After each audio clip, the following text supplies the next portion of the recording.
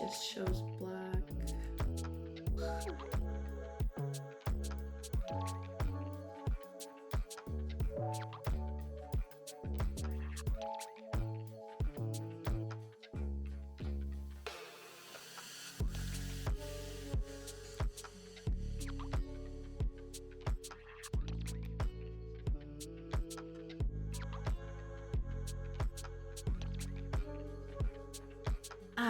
Okay, there we go.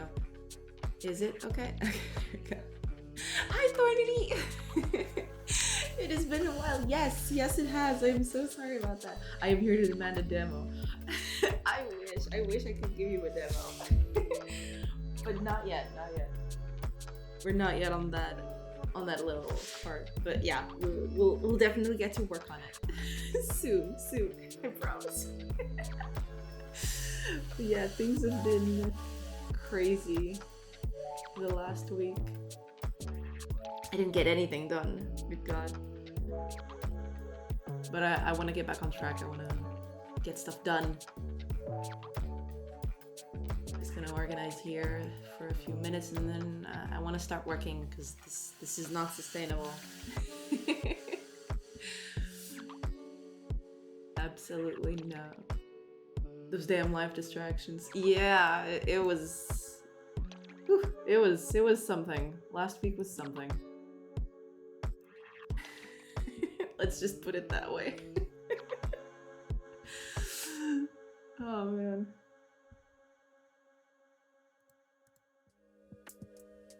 Just ads are starting soon. Okay. Let's get those ads out of the way and then we'll let it start.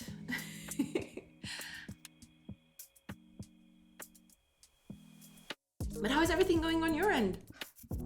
Everything okay? Hopefully, yes.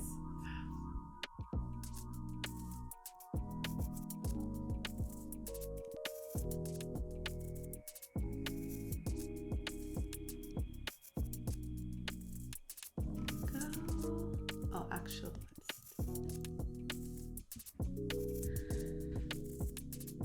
oh, it's working! Yay! All good. I did my 2 conference talks and smashed it. Oh, nice! Good stuff. What were they about?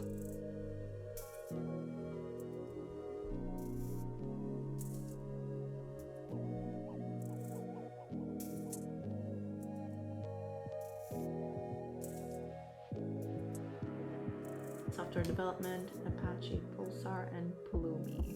Got it. Of those 3 names, the only one I know is Apache. The other 2, I have no idea. They're probably newer tests or something.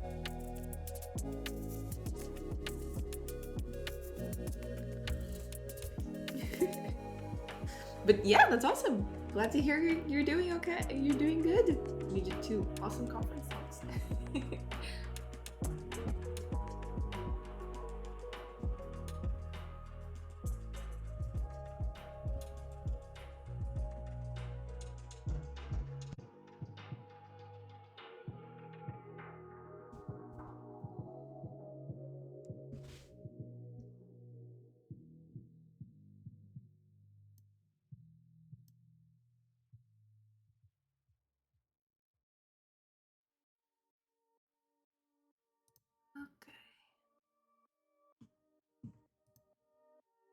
Everything seems good to go. Just gonna let the ad thing go away and then we'll start. Actually, just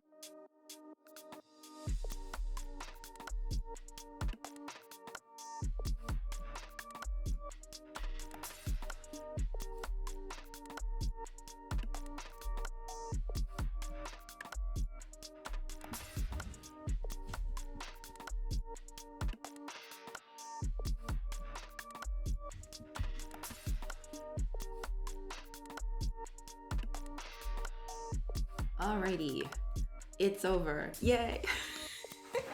Okay, let's get going because there's a lot to do today. We are going to basically, yeah, I didn't have a, like, real life happened last week and I didn't get anything done. It was terrible. I barely managed to do stuff. Like, I just did a few things on the stream itself, like made it a little pretty, put up a few texts here and there. But other than that, not much done in the game itself. So gotta fix that. I'm thinking, I was looking at the list of things to do earlier today. I think I'm just gonna go with the priorities I have, because I wanted to do this 2 Fridays ago. I couldn't. So yeah, we're gonna do that.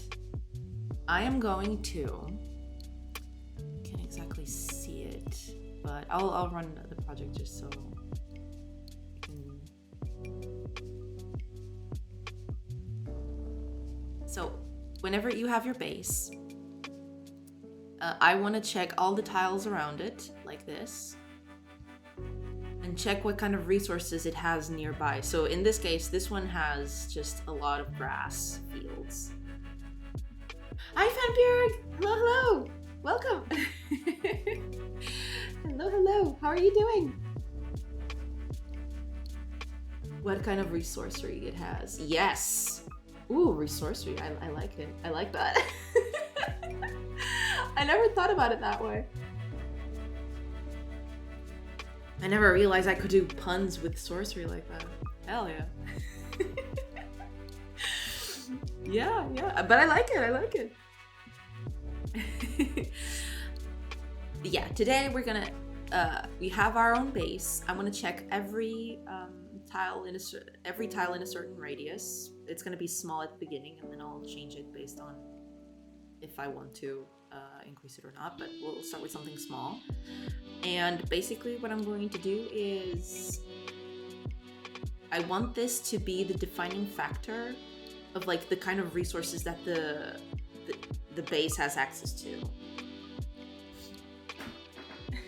Compile your sorcery code. Yeah, hell yeah.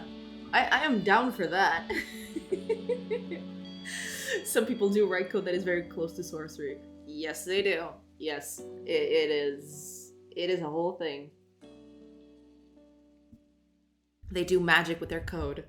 That is absolutely true. But yeah, the idea is I want to see what's around the base over here, and then it'll tell me what kind of resources this base can generate, basically. Give me a sec.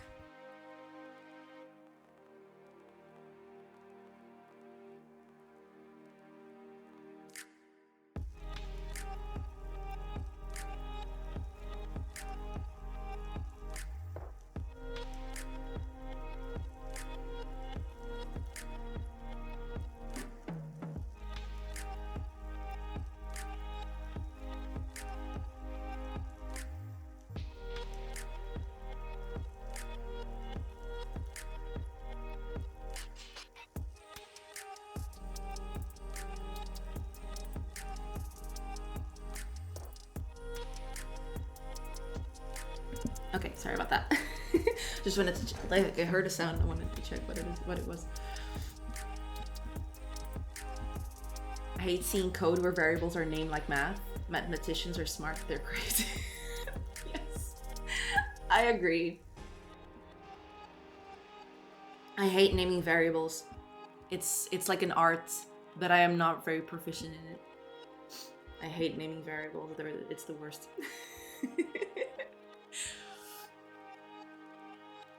If I see one more n as a variable name, I'm gonna go crazy. Yeah. Well, over here on Programmer Land, we have our i's and our j's and our, you know. I'll give the mathematicians their n's. It's fine.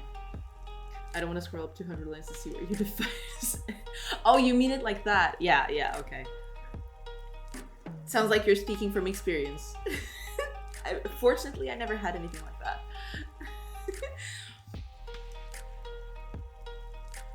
But yeah, a variable defined as n, and then you don't know what it is. I mean, it happens. I won't say I haven't done it ever, because I probably did. It only makes sense as a number, but even so, I don't like it. It's not descriptive. That's the issue, I guess. Sometimes it's used as not being a number too. Because yeah, if I saw n as a variable, I think I definitely associate it as a number first and foremost. Yeah. I only accept I and j. Well, sometimes in 3 dimensions, I usually employ a k in there. But yeah, I and j are like the defaults, I guess. My first thought would be number of what? Yeah, I mean, it's not descriptive enough. N is a number, sure. Number of things, number of numbers. You know, I don't know. It's a number. Don't worry too much about it. Okay, I actually want to find a new seed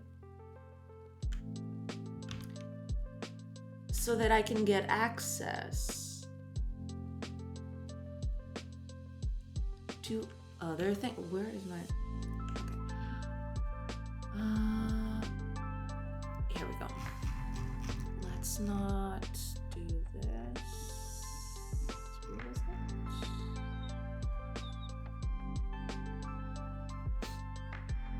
Ah, here we go.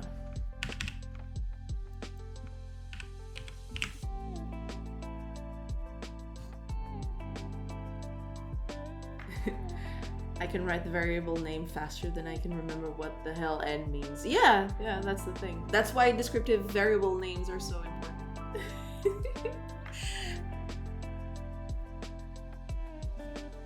Because sometimes it's just, what is this thing? What are you doing? Okay, so I want to actually change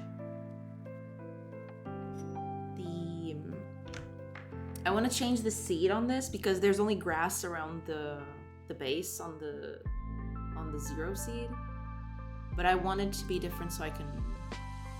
Well, this one's okay. Not the best, but let's see if I get something else. Oh, this is perfect.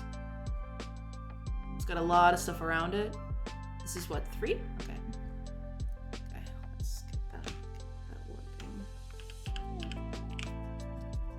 We want the seed to be 3.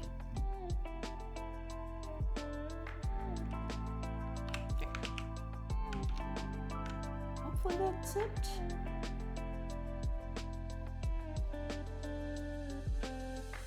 There we go. Perfect. All right.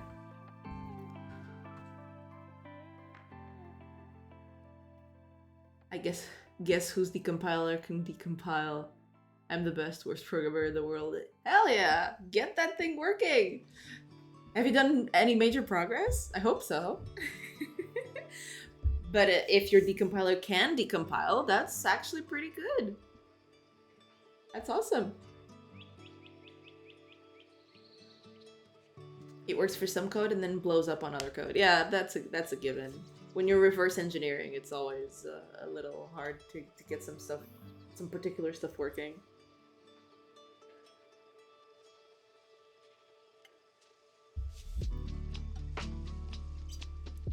There's so many different patterns and they need to be handled individually. Yeah, that's the thing. I feel you. Yes. Absolutely feel you there.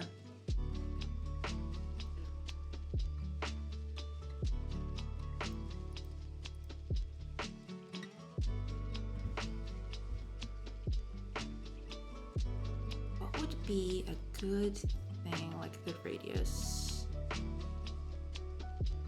3. 3 would be a good radius. Yeah.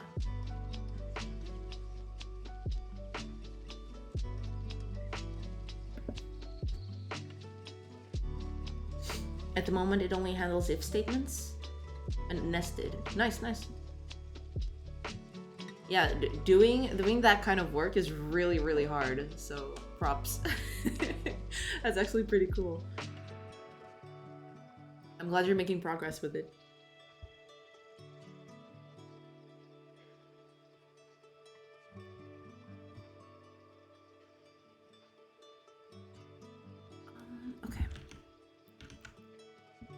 It doesn't handle else statements. The else is just a go-to. Oh, you mean in the... You can't handle them because they do it differently, or because you haven't figured it out yet?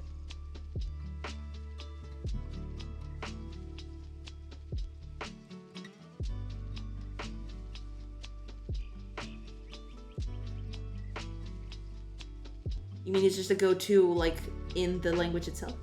It doesn't read as nicely for humans, but it's technically correct in terms of code functionality. Yeah, I suppose. I suppose. That is it. Go to state. Because it's C++. Okay, got it. Okay, gotcha. Okay.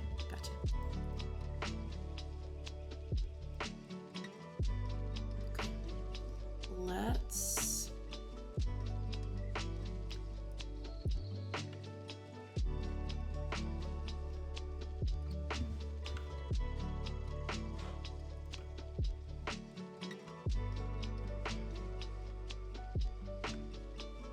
Okay, here we go.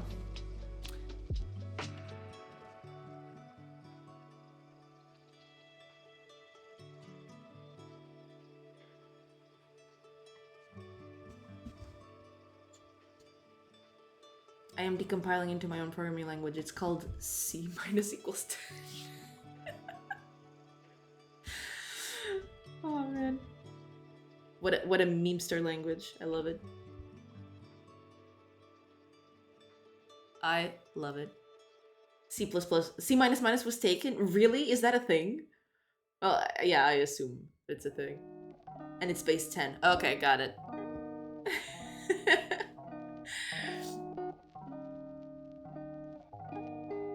Well, technically, an equals sign could be read as two minus signs. One on top of the other. Think about that.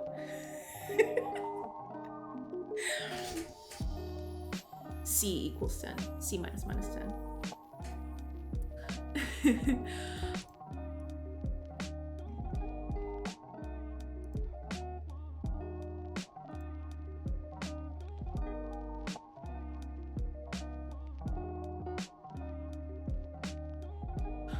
Okay. C equals. Yeah, that's it. C equals. Perfect. Apparently C equals doesn't come up with any Google results. Really? I'm filing my copyright rights. You should. You definitely should. Get him.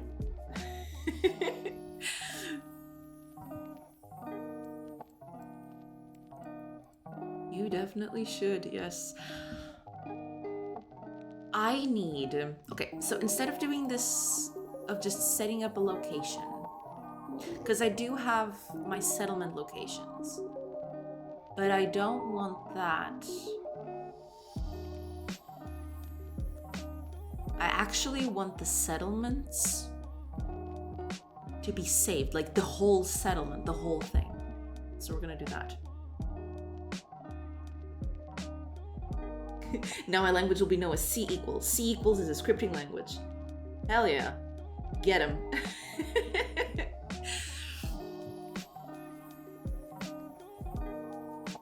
That is perfect. That's a perfect name. I love it. Instead of CPP, you have CE. Yeah, .ce. Like, it just writes itself. It's perfect. I love it.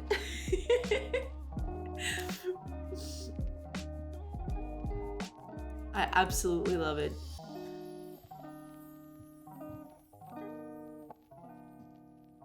Oh man, not looking at your code for a week sure does a number on you. Okay, because I do have a base. Where is it?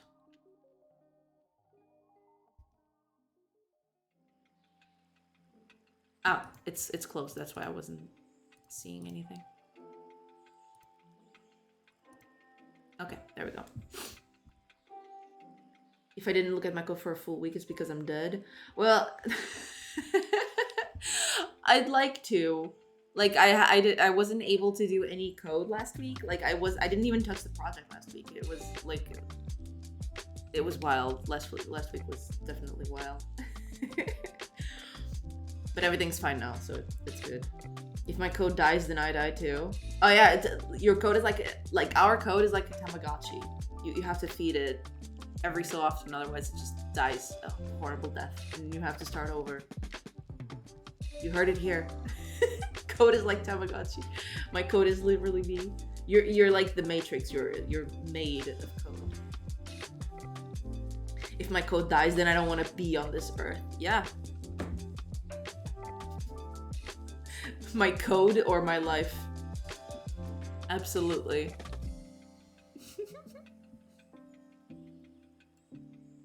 Okay, so yeah, here we go. Base info. This is what we want.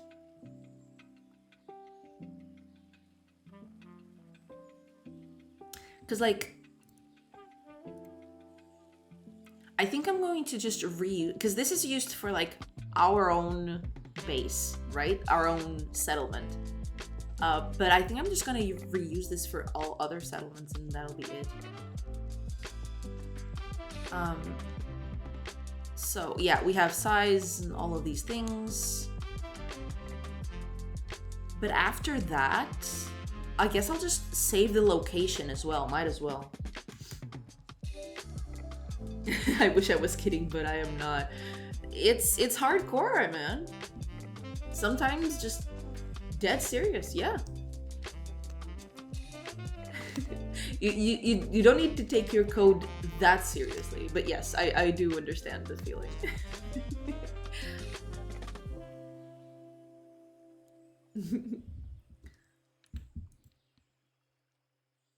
I do take it that seriously. Well, yeah, I mean, if it makes you happy, like, who am I to judge? Just take care of yourself, you hear? It's progress or depression, no in between.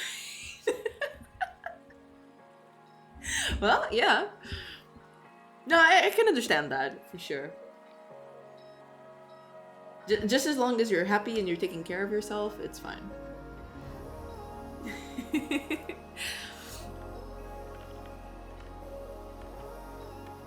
Yeah, we're going to use this, I think. Because, like, let me just check something. When we visit a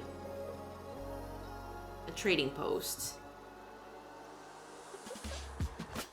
I actually have the concept of a trading post.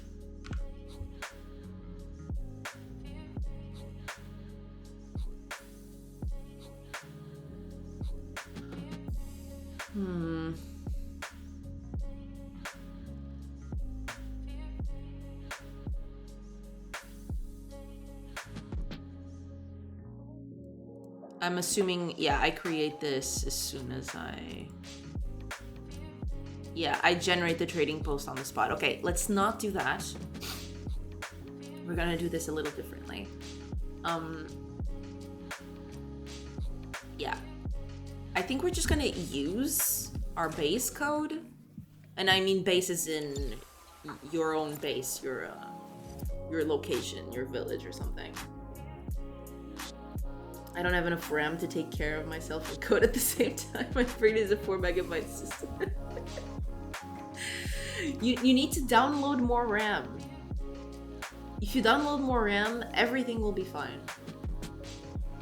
Just go on the website and download more RAM. It's fine.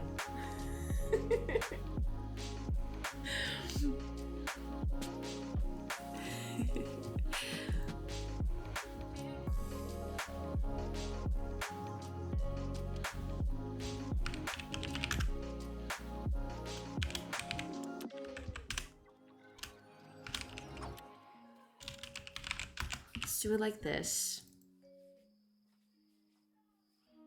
Cause like this size thing. Oh, it's public, so I can always change it.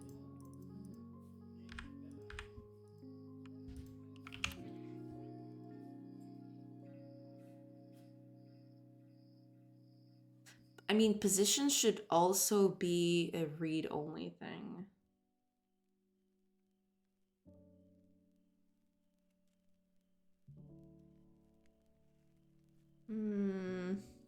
I'll think about it. I need my ADHD meds. Last time I tried it, I experienced more REM.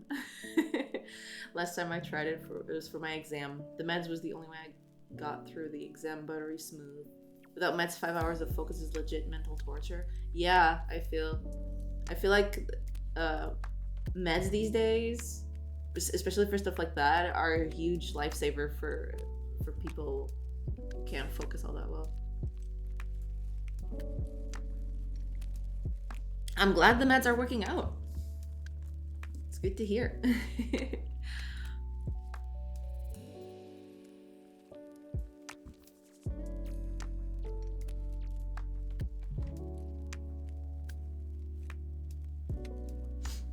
And especially if you're forced to do pointless work a lot of hours a day. Yeah, I don't know how that feels, but I'm glad the medication works out for you. I want to study computer science instead, not study random stuff. I had a lot of those thoughts back when I was studying too, so that one I do know how it feels.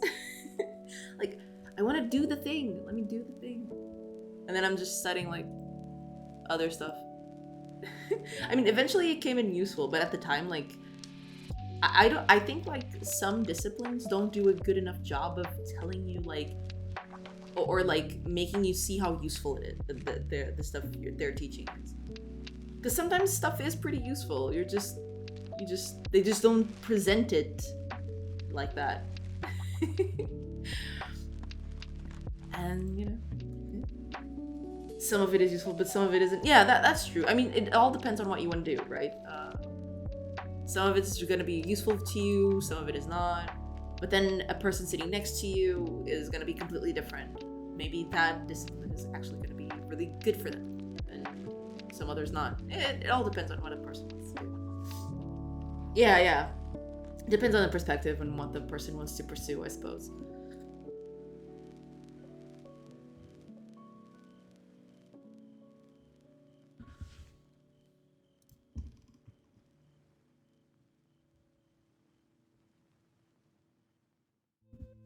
Okay, I know what we're going to do.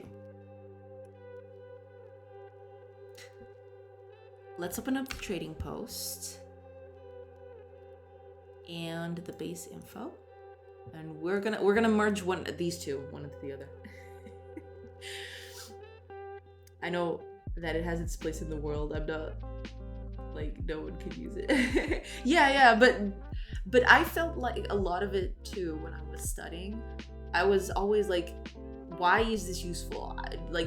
I don't need this. And I was like, I don't want this. But some of the stuff that I said that about, eventually I came back and I was like, wait a minute, no, this is actually useful. This is like, I need this for stuff. But they just don't present it in a way where you can actually engage with it. So sometimes people just tune out and lose interest when it's actually pretty useful for them. I forget everything I've learned, anything. So even if it's useful, then it won't matter anyway, because it's fully gone from my memory. I don't have room for all that information. That too, that is also a problem.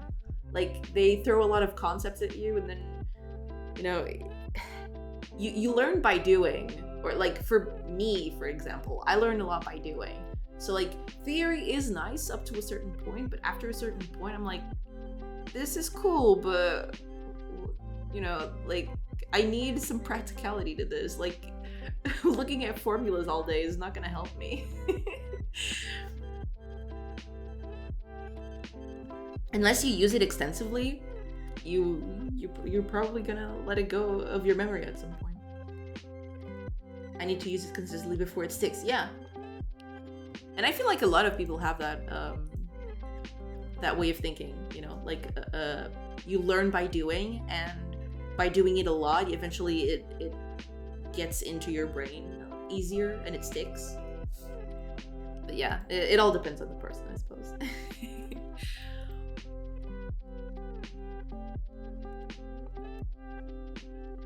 Okay. Let's So our settlements, when we create a settlement, okay, we finally got a settlement out here. Settlement locations is not gonna be this. This is going to be settlements. And we're not gonna add position to this.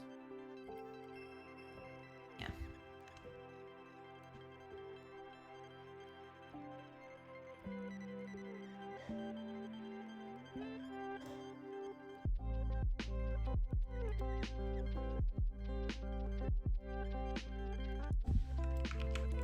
Let's do this.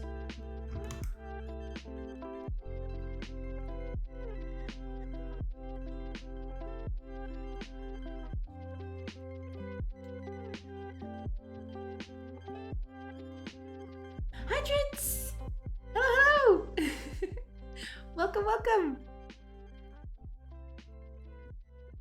Thank you for stopping by. How are you doing? Since yesterday.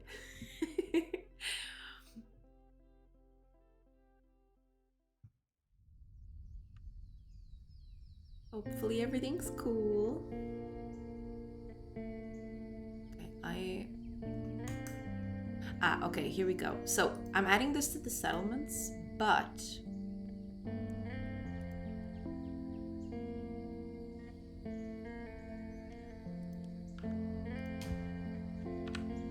let's call this other settlements.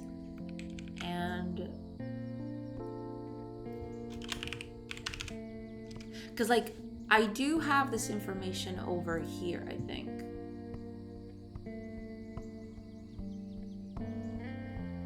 Yeah, I think this is it. Like in our world state. Where is it? There we go. Player base info. Here we go. Yeah. Yeah, we need to override all this. All good. Weekly's time. Oh god. You're still going on with that? Godspeed.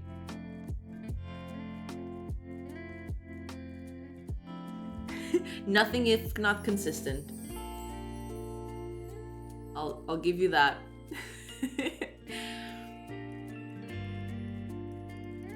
Okay.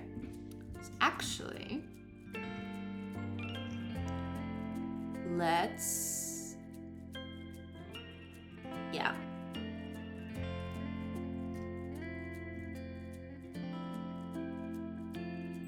So we got our player base info.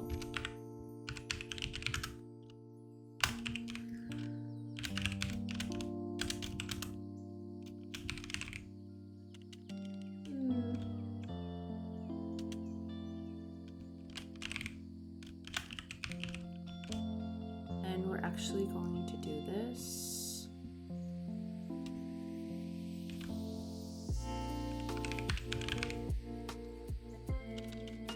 No, I can just make it read only. Yeah, it's fine. There we go.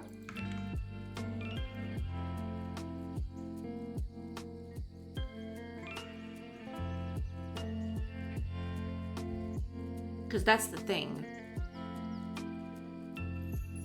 This is going to be a little different now. This needs to be a little different, but yes, okay. I'm gonna move some stuff around. It's only a couple of hours. Oh, I suppose. But it's a couple of hours you could be climbing on Tekken. Have you thought about that? I'm kidding, I'm kidding.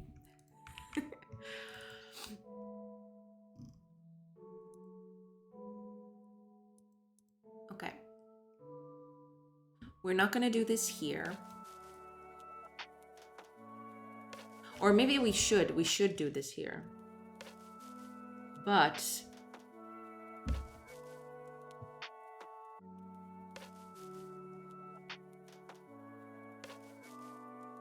don't make me talk about your picture. But I did that because I wanted to play at my own pace. You know? That's why.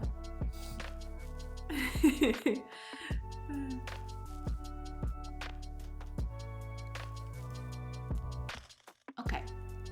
We're actually going to move this out of here. This shouldn't even be here. Forests, that's fine. We're gonna move everything else out of here.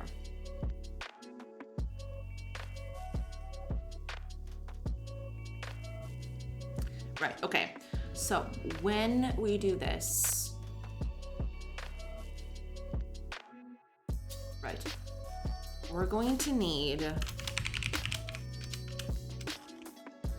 we go. Oh no, no, not here, hold on. That wasn't the place I wanted to do that in. Oopsie, it's over here, so. Go. I'm gonna clear this.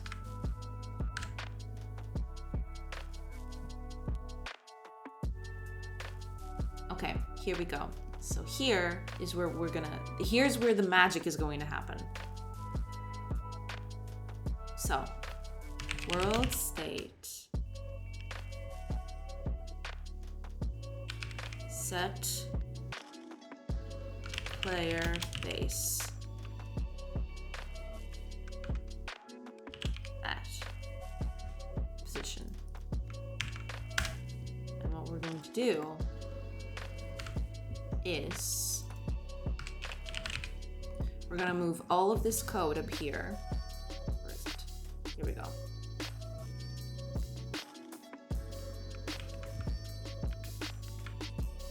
Go.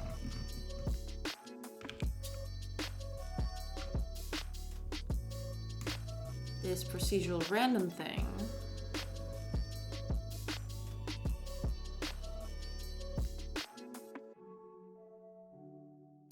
Well, to be fair,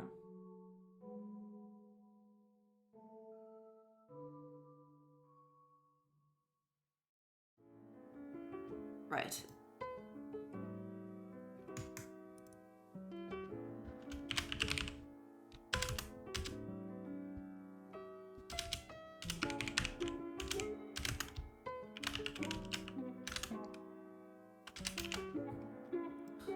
I like how it adds a 1 at the end.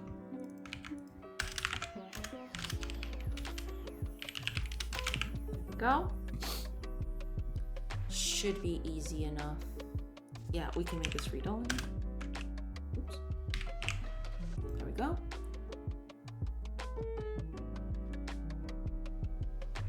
That's fine.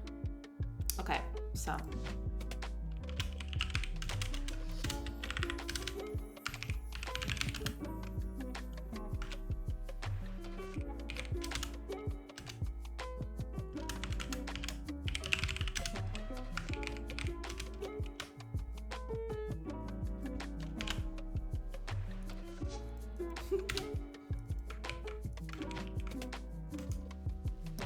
Did I save it?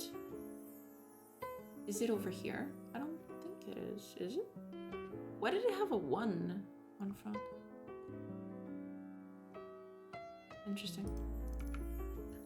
Anyway. So, we also need size and position is going to be our position here. That's it.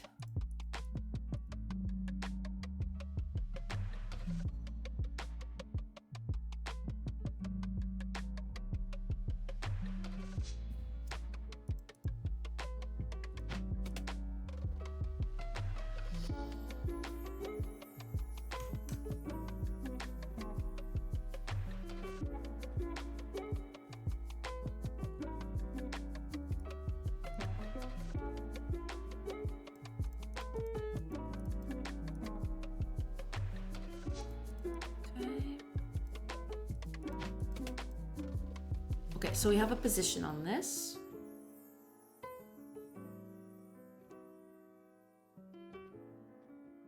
But we do need to do something else, to be fair.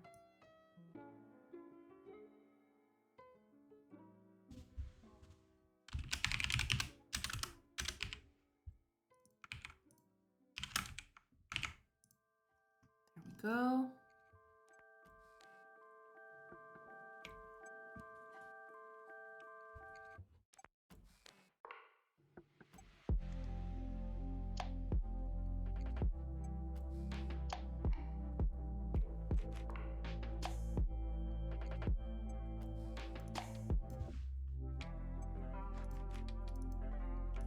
This needs to be used later, so we'll leave it there.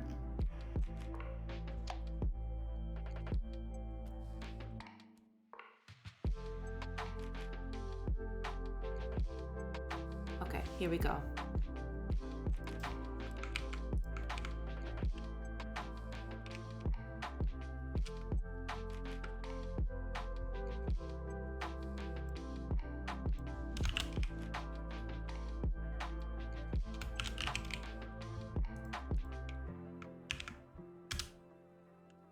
Oops.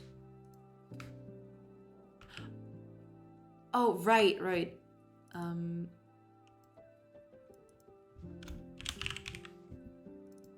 Let's do this. And that way, we can just create the base here instead. Let's go over to our trading post. Where is it? Here it is. So the trading post has the prices and the resources it has. Okay. We do need this in a certain way. Because we do have resources on here. We've got our inventory. Oops. Yeah, it's this guy. Okay, hold on. Let me put these one right by the other. Oh, they are. Okay, let me just put the basic first. Okay. So we have inventory, which is this. It's basically these available resources. We do not have the prices though. But that could easily be fixed, I think.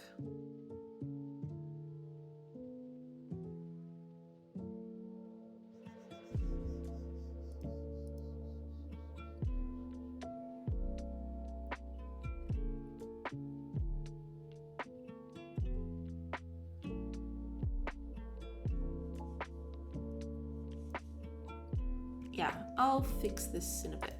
But yeah, that's the thing. So we're gonna create, it's gonna be pretty much this, I feel.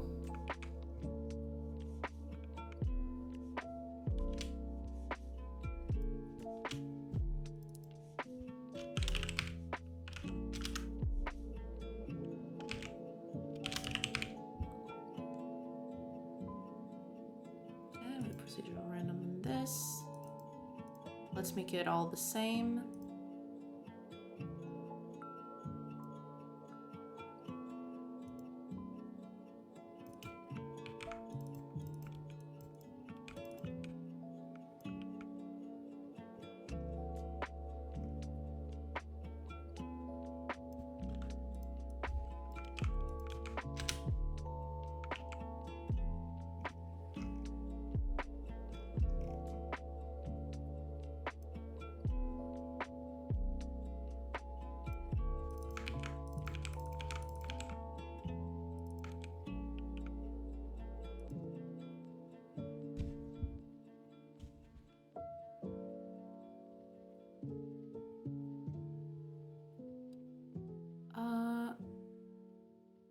I think it's this.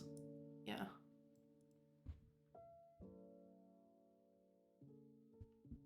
Because like enemies are 1, I believe. I don't remember anymore, but I'll check in a bit. Okay. We don't have the prices for this. We do need that information. But we'll get that.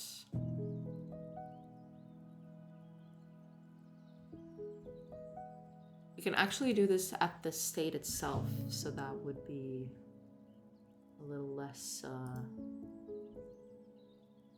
confusing, I suppose.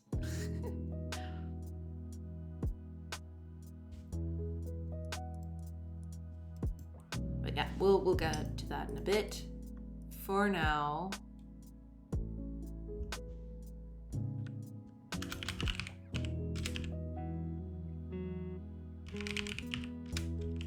there we go.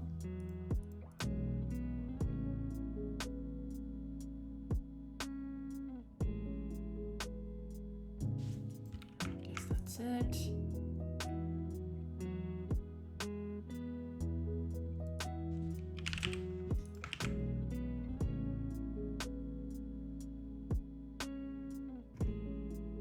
We do create the world, then the world state.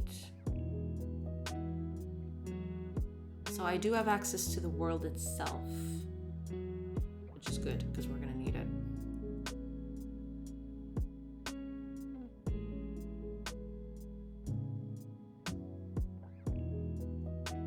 Ah, okay. Let me just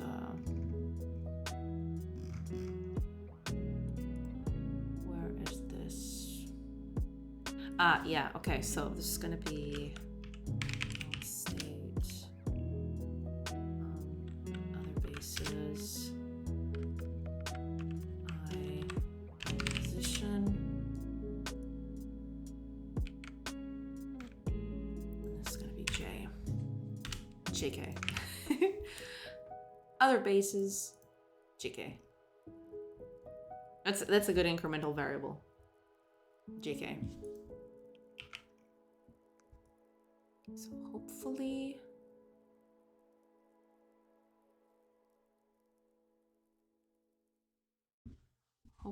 this is fine.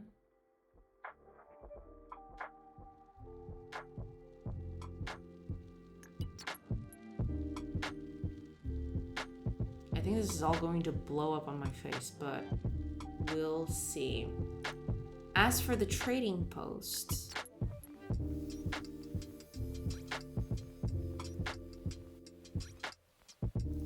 this is going to be, yeah, so trading post is going to disappear. It's going to be a base, kind of. I'll have to think about this for a bit.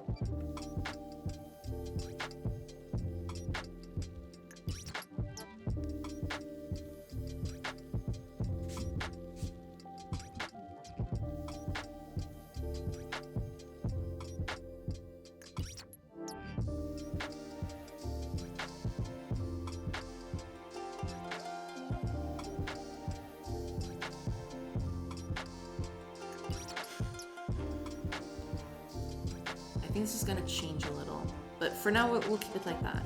That's fine. All I need to figure out is we can just keep it like that for now. Let's just see if this doesn't blow up, because this is a huge thing. Yeah. Oh, right, because I am using this. Got it.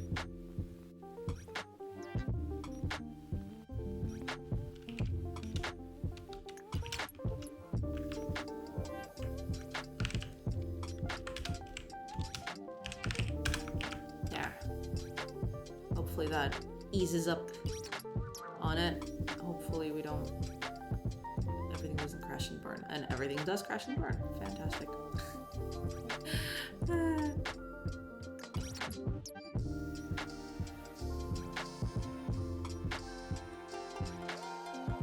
State manager ready. State manager ready? What?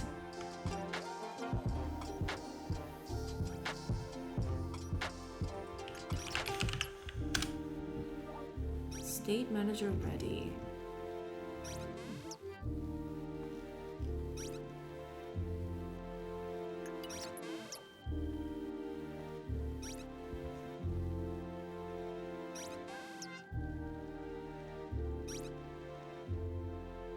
Huh.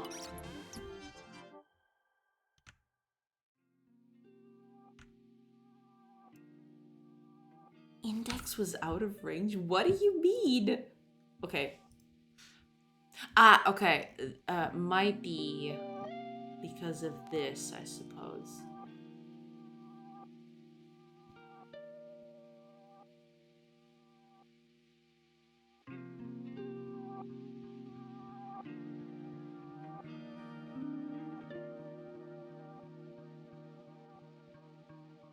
Okay.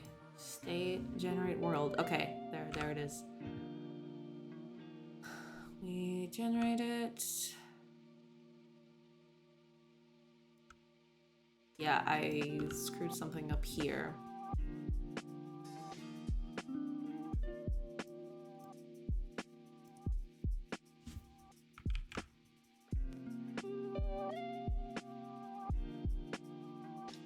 Oh, hold up. I know exactly what the problem is.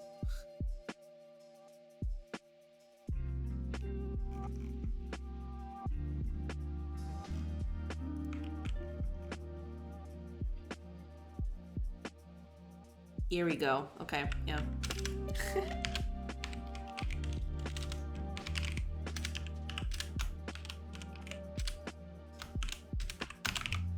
Okay, hopefully that's it.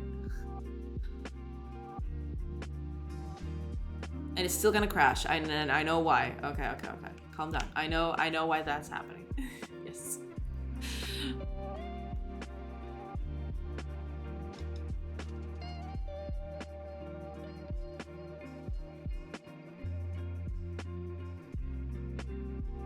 Okay, yeah, I know why that is happening. That's fine.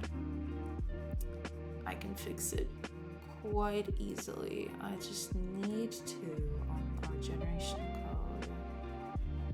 It's like every base used to be on a list and now it's not anymore. Or at least like the player base is like separated from everything else. So we need to fix that.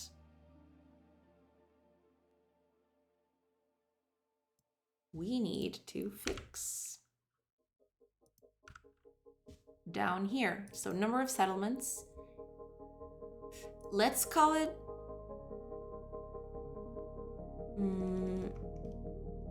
sure. Let's keep it like that. Sure. Forests. Yes. Okay, so here we go. On the roads. This has to be done a little differently.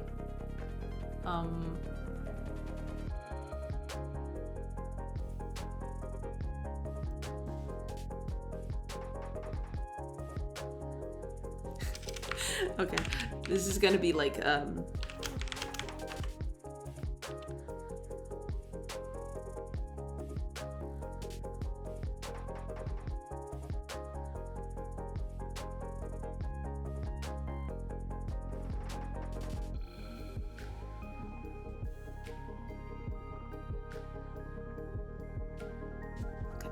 give me a sec, because I am doing this very weirdly, so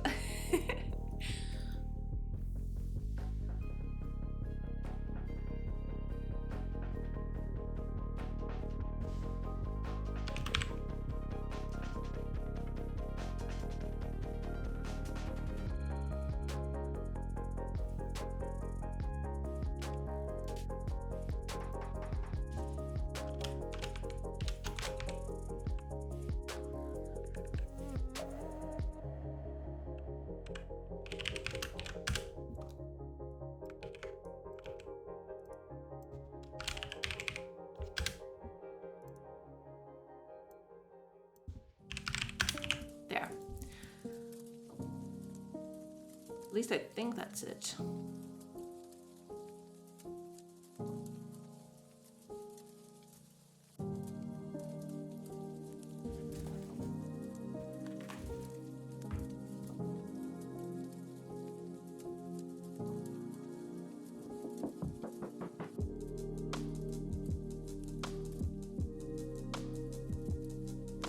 Okay, yeah, that's fine. I was just debugging on paper and this seems good. Okay, hopefully no more indexes out of whack. Wait, did I save? I did save. Okay, so there's some shenanigans happening here. Oh, I know why. I know why.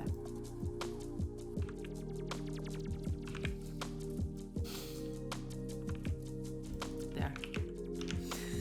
Oh my god. Like, I have to do this differently later down the line. But for now, this will do. There we go. Okay. Alright, good. So everything is still working, which is good. Ooh, I wonder how long it'll take me to get into a mountain. Oh, damn. It takes a long time.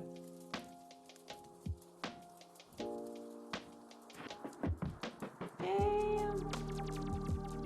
It basically took me all day.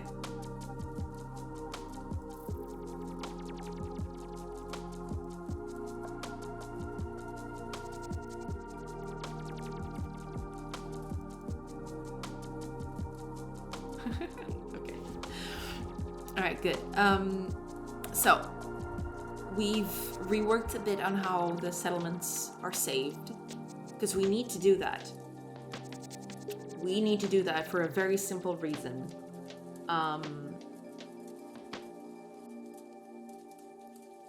We need these things to be aware of their surroundings so that I can tell, like, each settlement or each village or each whatever, like, you can produce these kinds of resources based on your location. So for example, this kind of village right here, this will be very rich on wood and wood related products because, like, it has a huge forest around it, like this. Whereas this village, since it's so close to water, will be very productive in terms of, like, fishing and stuff like that. That's the kind of the kind of thing I want there to be. Because the idea is I want to check around the area within a certain radius, and depending on first there are two major components to this that I see right now. The first one is going to be proximity. So, like, there's, like, water, like, 2 tiles in distance, so it's pretty close. And also, like, the percentage of that kind of tile in that radius. So, like, for example, almost half of the tiles in the range of this village is water. So water is very prevalent. Because water may be close, for example here, but it may not be a big part of the radius around the village. So I want to keep those two always in check so I can generate their resources appropriately. I actually have to add resources, that's another thing, but we'll get to that. Okay, but now that we have this, it's a bit better. It's ready for other stuff that I want to do with it. I really want to get rid of this trading post thing. Or rather, not exactly, I don't want to get exactly rid of the trading post thing. The thing I want to do is, I want the trading post, where is it? Oh god. Okay, get out. Get out. World, base info. Is the trading post gone again? I want it open. Open it. There you go. Okay. I guess I have to double click it so it stays, so it sticks.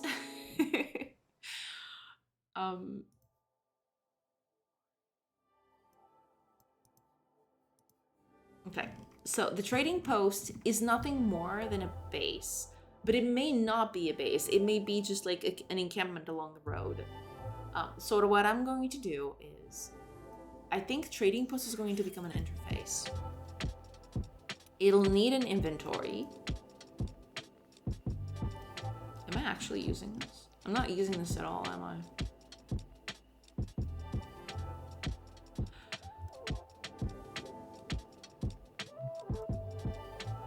I'm gonna keep these two in here. Okay, so let's actually create it right here. Screw it.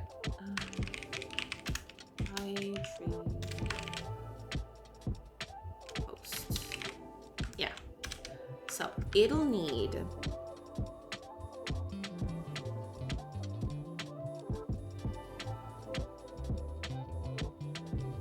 Oh, ads are starting. I actually looked at it in time. Just, where is it? God, I'm so lost with everything. There you go. There we go. But yeah.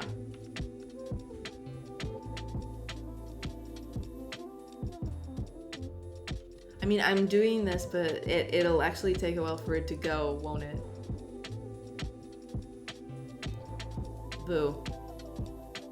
Twitch is always like so slow.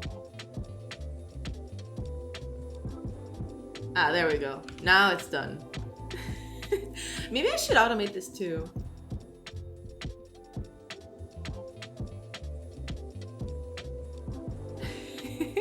But yeah, I'm gonna make this an interface.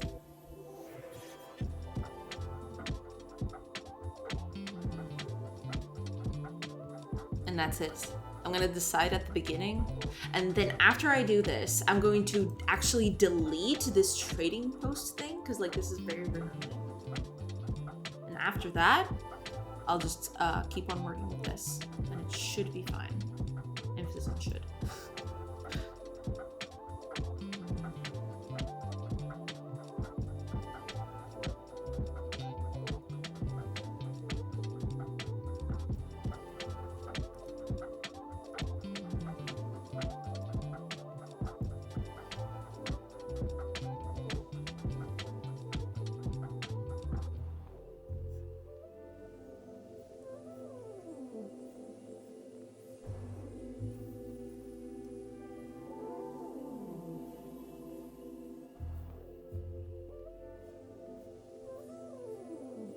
Yeah, I'll just do it like this. These two variables go up here in the trading post, and then we'll get the ball rolling. Let's just wait for the ad break to finish, and then we'll keep on going.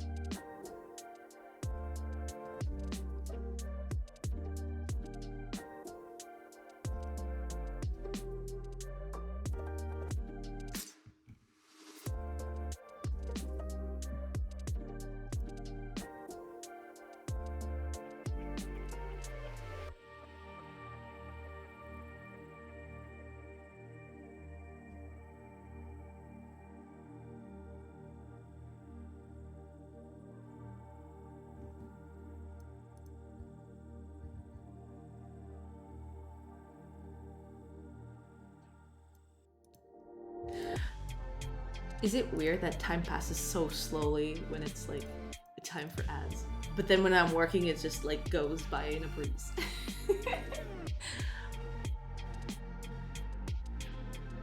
What is up with that? It is so weird.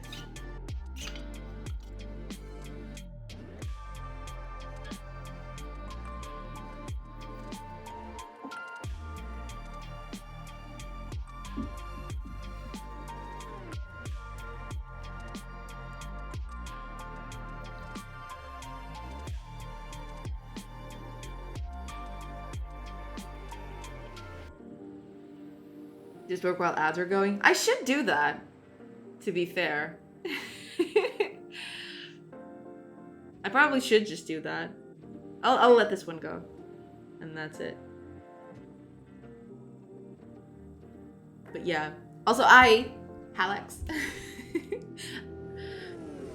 Alright, let's get this out of here. That's fine.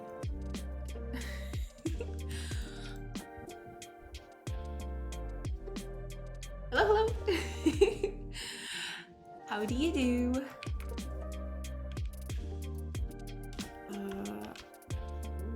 We'll need a get for this. And a get for this too.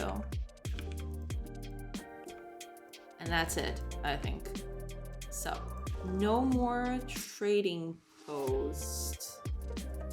But what we are going to do is we're gonna put this in the base info up here that okay, never mind.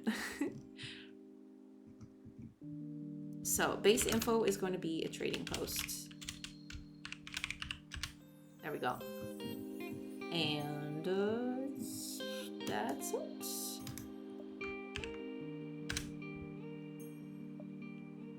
Just working and chilling to lo-fi beats and explanations on the side monitor. Good, good. Thank you, thank you. Thank you for stopping by. I'm glad you're enjoying it.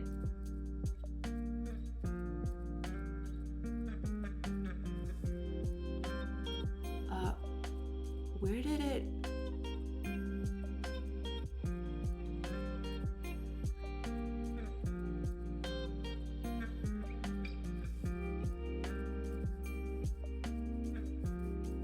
Wait a minute.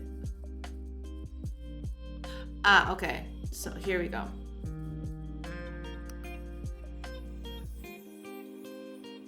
Let's... Okay, so price multiplier is fine. But, oh, yeah, it needs a thing. Okay. So available resources. I don't want it to be named that. Let's name it inventory to keep up with the other stuff that we have on the game itself, so it's fine.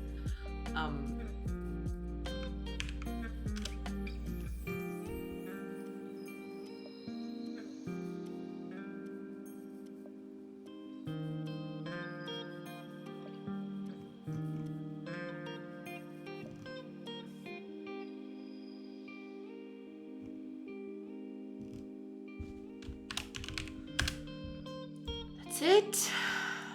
And, well, price multiplier.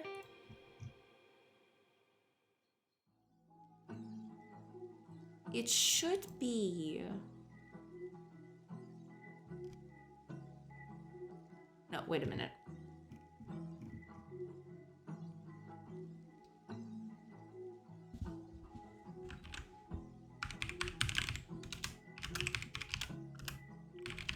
There we go.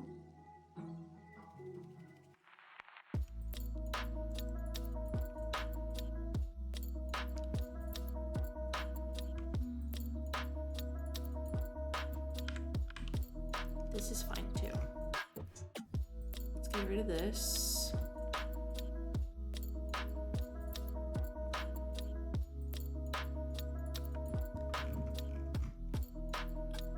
Okay, there we go. Well, the price multiplier can be a function.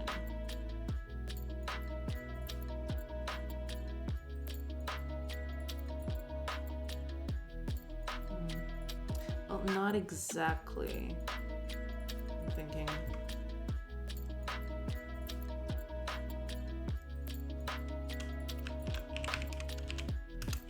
We'll just do it like this.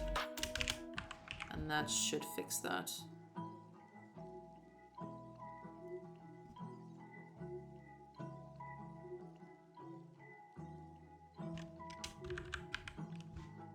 Oops. Okay, there it is. Okay, so that's good. Only thing we need to do now is on our world state down here. When we add a new base, we need to set it up with inventory. Now, this inventory is technically not going to be the best at first. We need to,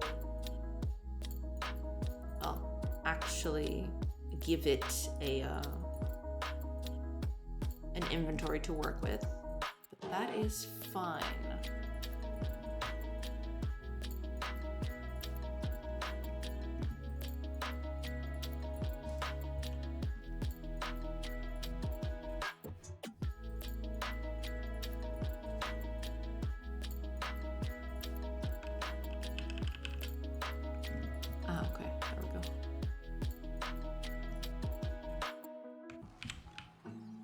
I wanted to move this somewhere else, and eventually I didn't. I eventually forgot to do that.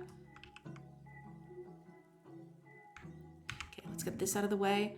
Let's go to our base. No, not base, but our world state. So when we add a new thing,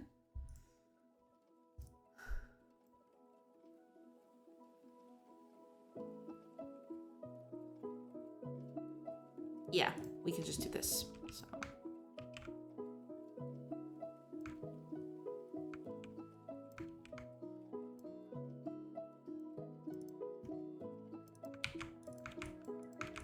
There we go.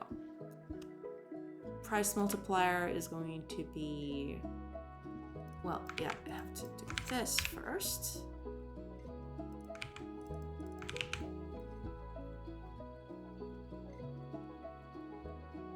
Okay, good. So that's good. On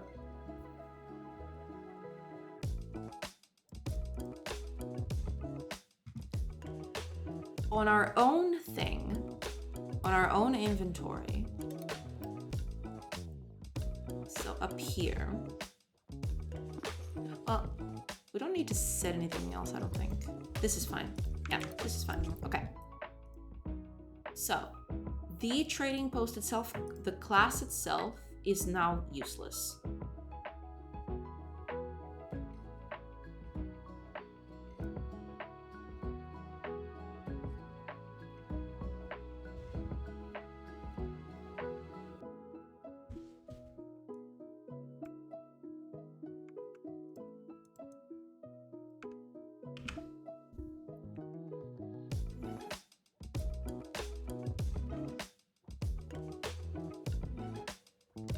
Because I can just do this over on the state, to be fair.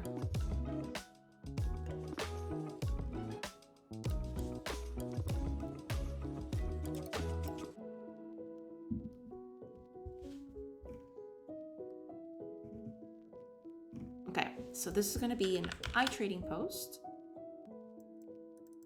I believe this needs to be public. Can't do that anymore.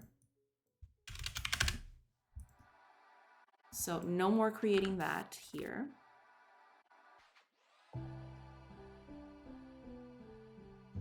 And neither is that. Okay.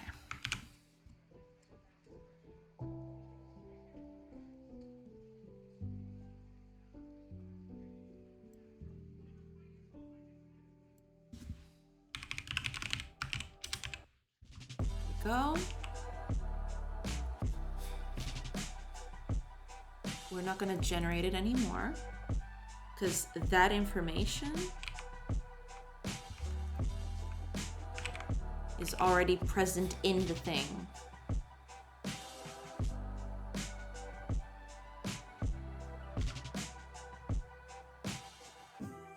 Why is this needed?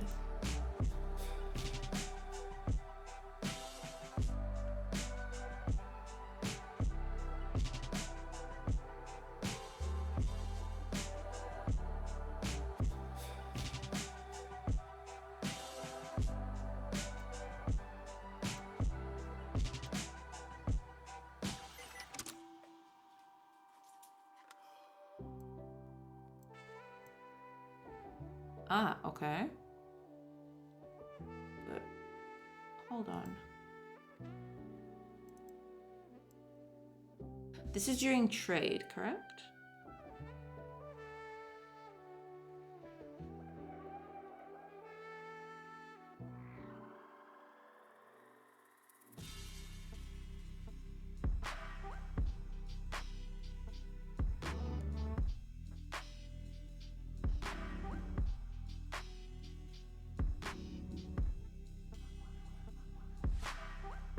Well, to be fair,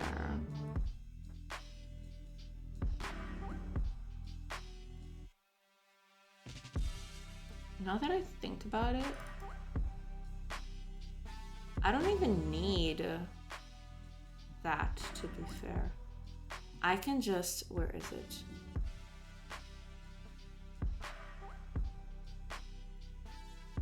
I can move this over to that for sure. But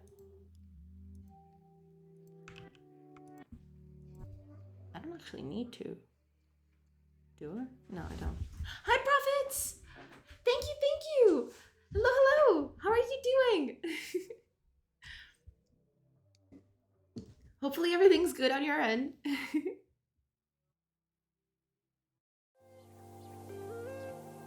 Good day here so far. Awesome, awesome. Glad to hear it.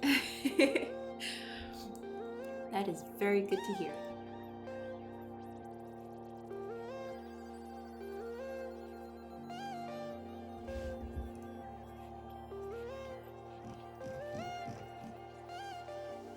Yeah, I don't need that, I don't think. It's all this. None of this needs to be here. We can just do this.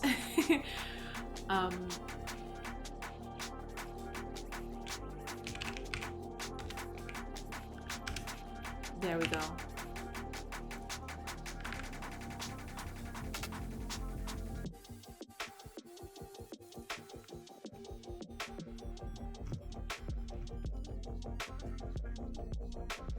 And that should be it. That should definitely be it.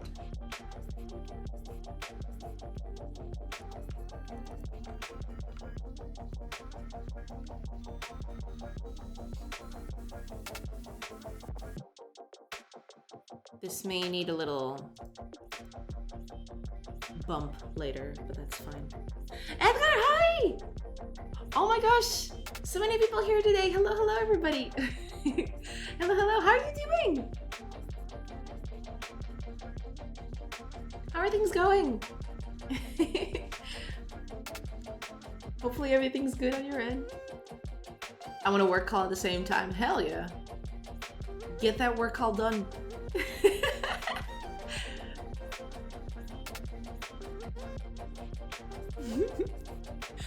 But good to know, good to know. I'm glad I'm not that distracting. At least. At the very least.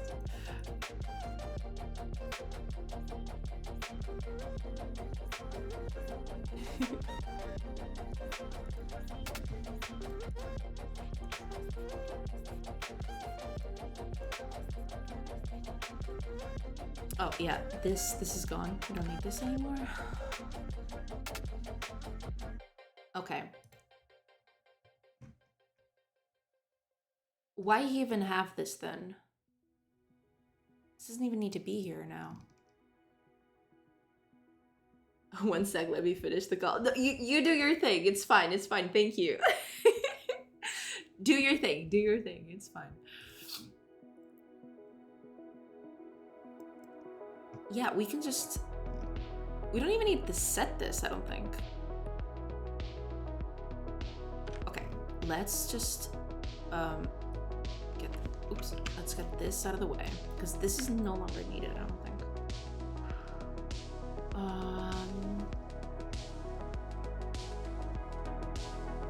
Okay.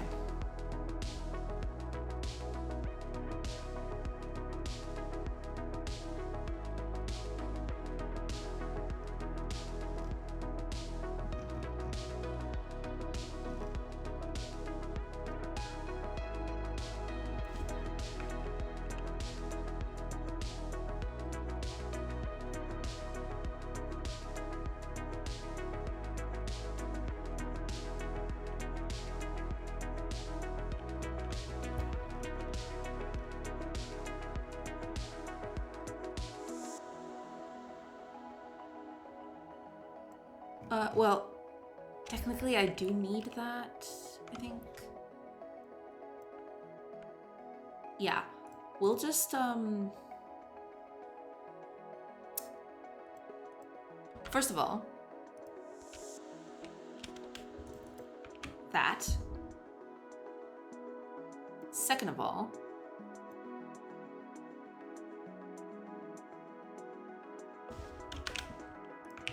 there we go. And this is inventory again now. Yes.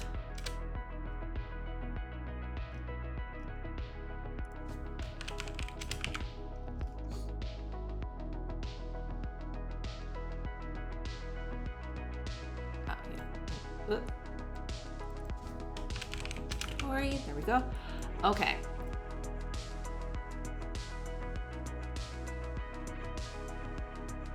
With that done,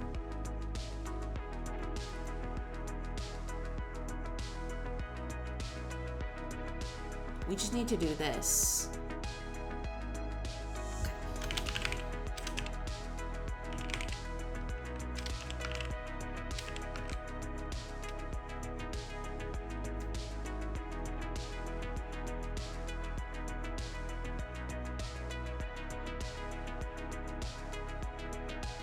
No, but wait a minute. That's the thing, like,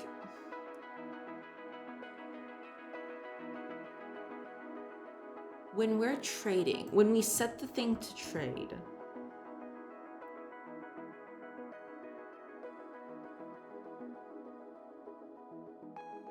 there we go.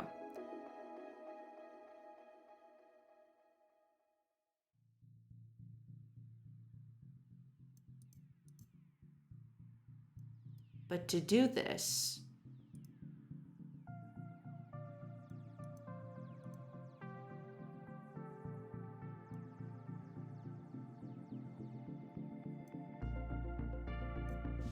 right?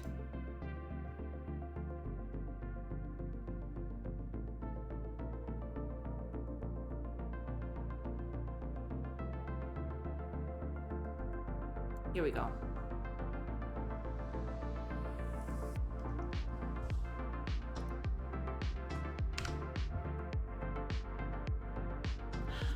Hi, Constance! Oh, it's your sub from Constance. Hi, welcome. Hello, hello. Hi. How are you doing? Thank you so much for stopping by.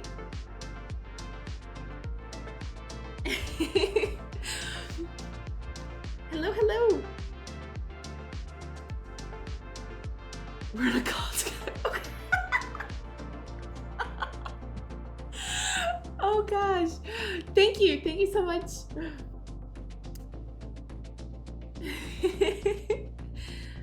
Do you guys stream actually? Do let me know, because I'd love to give you a shout out for it.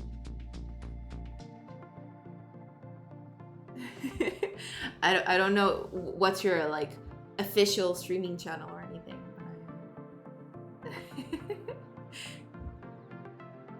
Okay, got it. Okay. Thank you. No streams yet on our side, but never say never. Yeah, that'd be actually pretty cool. Especially like something on launch day or something, that'd be pretty neat.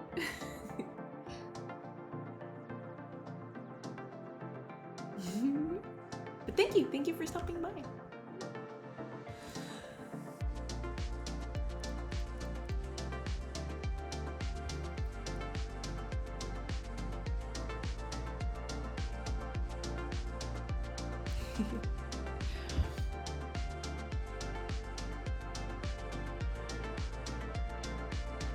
So this is what we need. Well, technically yes, but actually no.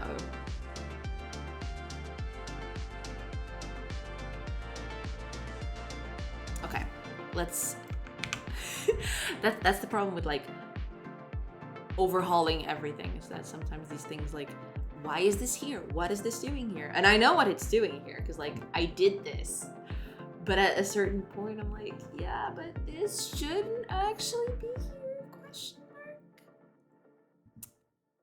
But it's fine. Okay, let's make this public.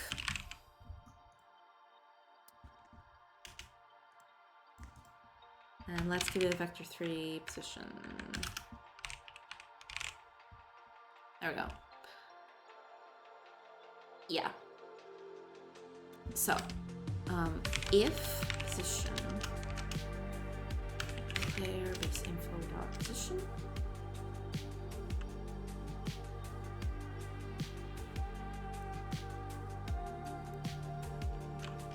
and return true.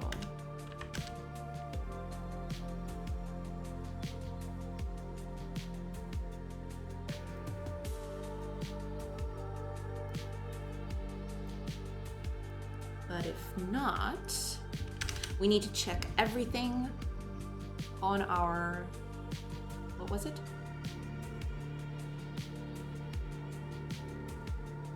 Other bases, there we go.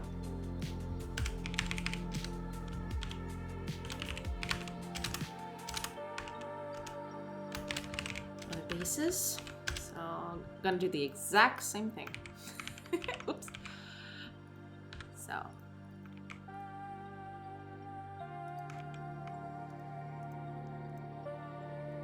At the end, return false. Okay, there we go. That's a bit more robust than what we had initially. Which is really bad.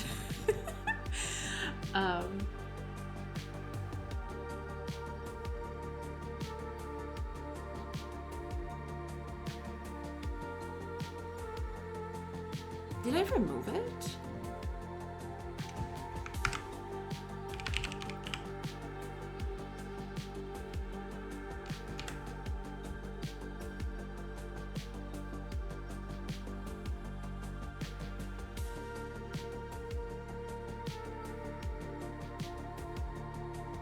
Okay, let's go over here. Ah, it's over here, yeah. So, no.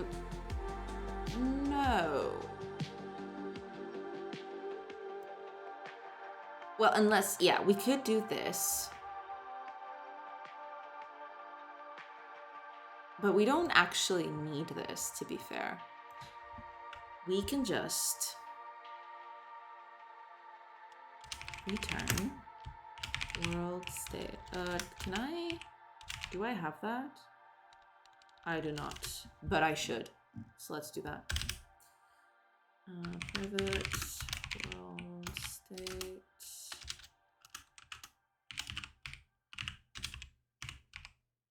State. Oops. There we go. And we just say world state dot is visible cell.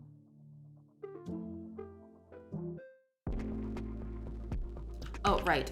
Hold on. I'm sorry. It has to be party.position.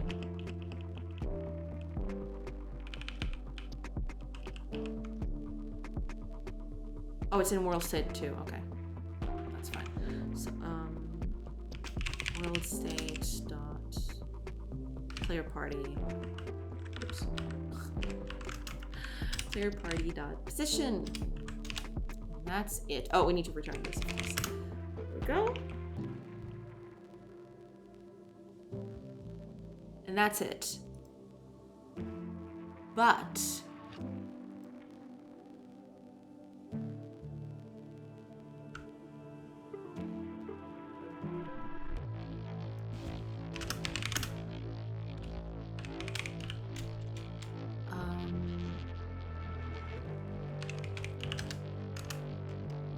well, it's technically not going to be like this, but yeah, let's just do it like this for now.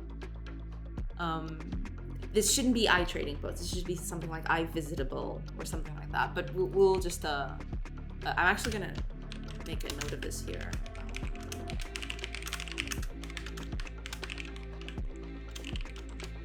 Something like that, just so I remember. It's gonna be this little base info, and else is going to be null, and that's it. Okay, good. So, this is just a check.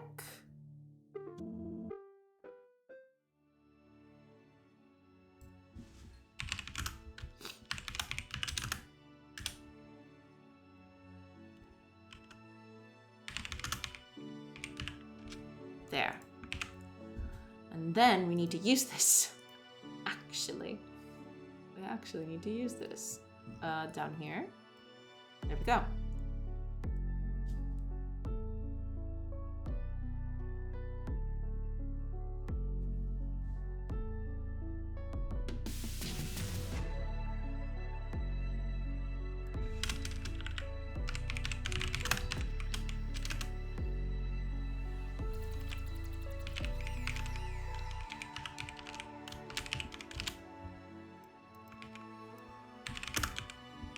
There.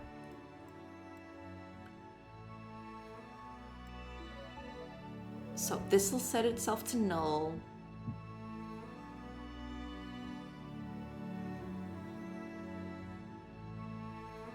Automatically. Oh, actually, I don't even need this. Yeah, we can just directly set the whole thing. So instead of doing this, we can just say, oops. World state. Current trading post. That's it. And we don't even need, over here on the trading post, we don't even need these sorts of checks. It'll just set itself automatically based on the character moving. Right? I mean, that makes sense. Kinda, I think. Hopefully, possibly, probably. Okay, visit. Leave. Oh no! Yeah, we're not testing combat right now, so we're just gonna ignore that. But that was pretty quick, like first place to visit, and it's like, we're under attack. You're out of your base, and immediately you get pounced on.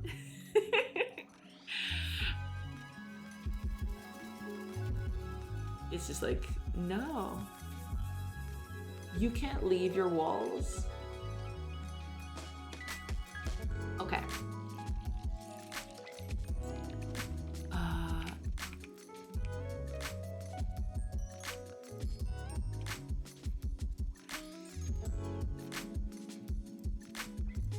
Let's... Yeah, I guess if I manage to get this done tomorrow, get this done today, tomorrow I'll start on actually like putting this stuff to work. Full box! Hi!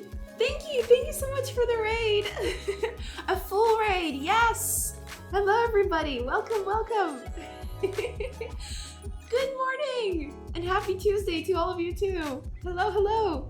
Thank you for the follows, everybody. Hello, how's everybody doing? How was your stream, Full Box? Haven't seen you in a little bit. Yes, last week was like terrible.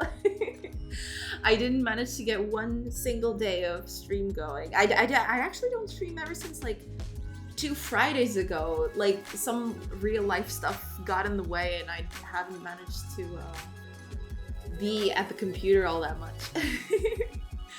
But yeah, everything's fine now. It's all good. So I'm back to streaming, like working on changing the colors and visuals of the game. Oh, really? I actually want to check that out later. I have to get in your Discord to try the game out. I like last week was just, God. Ever since like 2 Fridays ago, it's been crazy. I only actually managed to stop like today. Like today was like, okay, let's get back to streaming. Because that was wild. It was crazy. I'm changing so much stuff. That's awesome. Glad to hear it.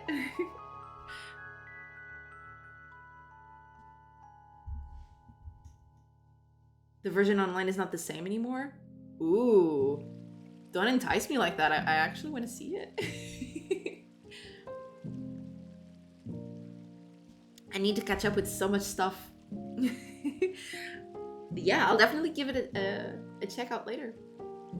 I'll let you know when I update it. Thank you. Please do.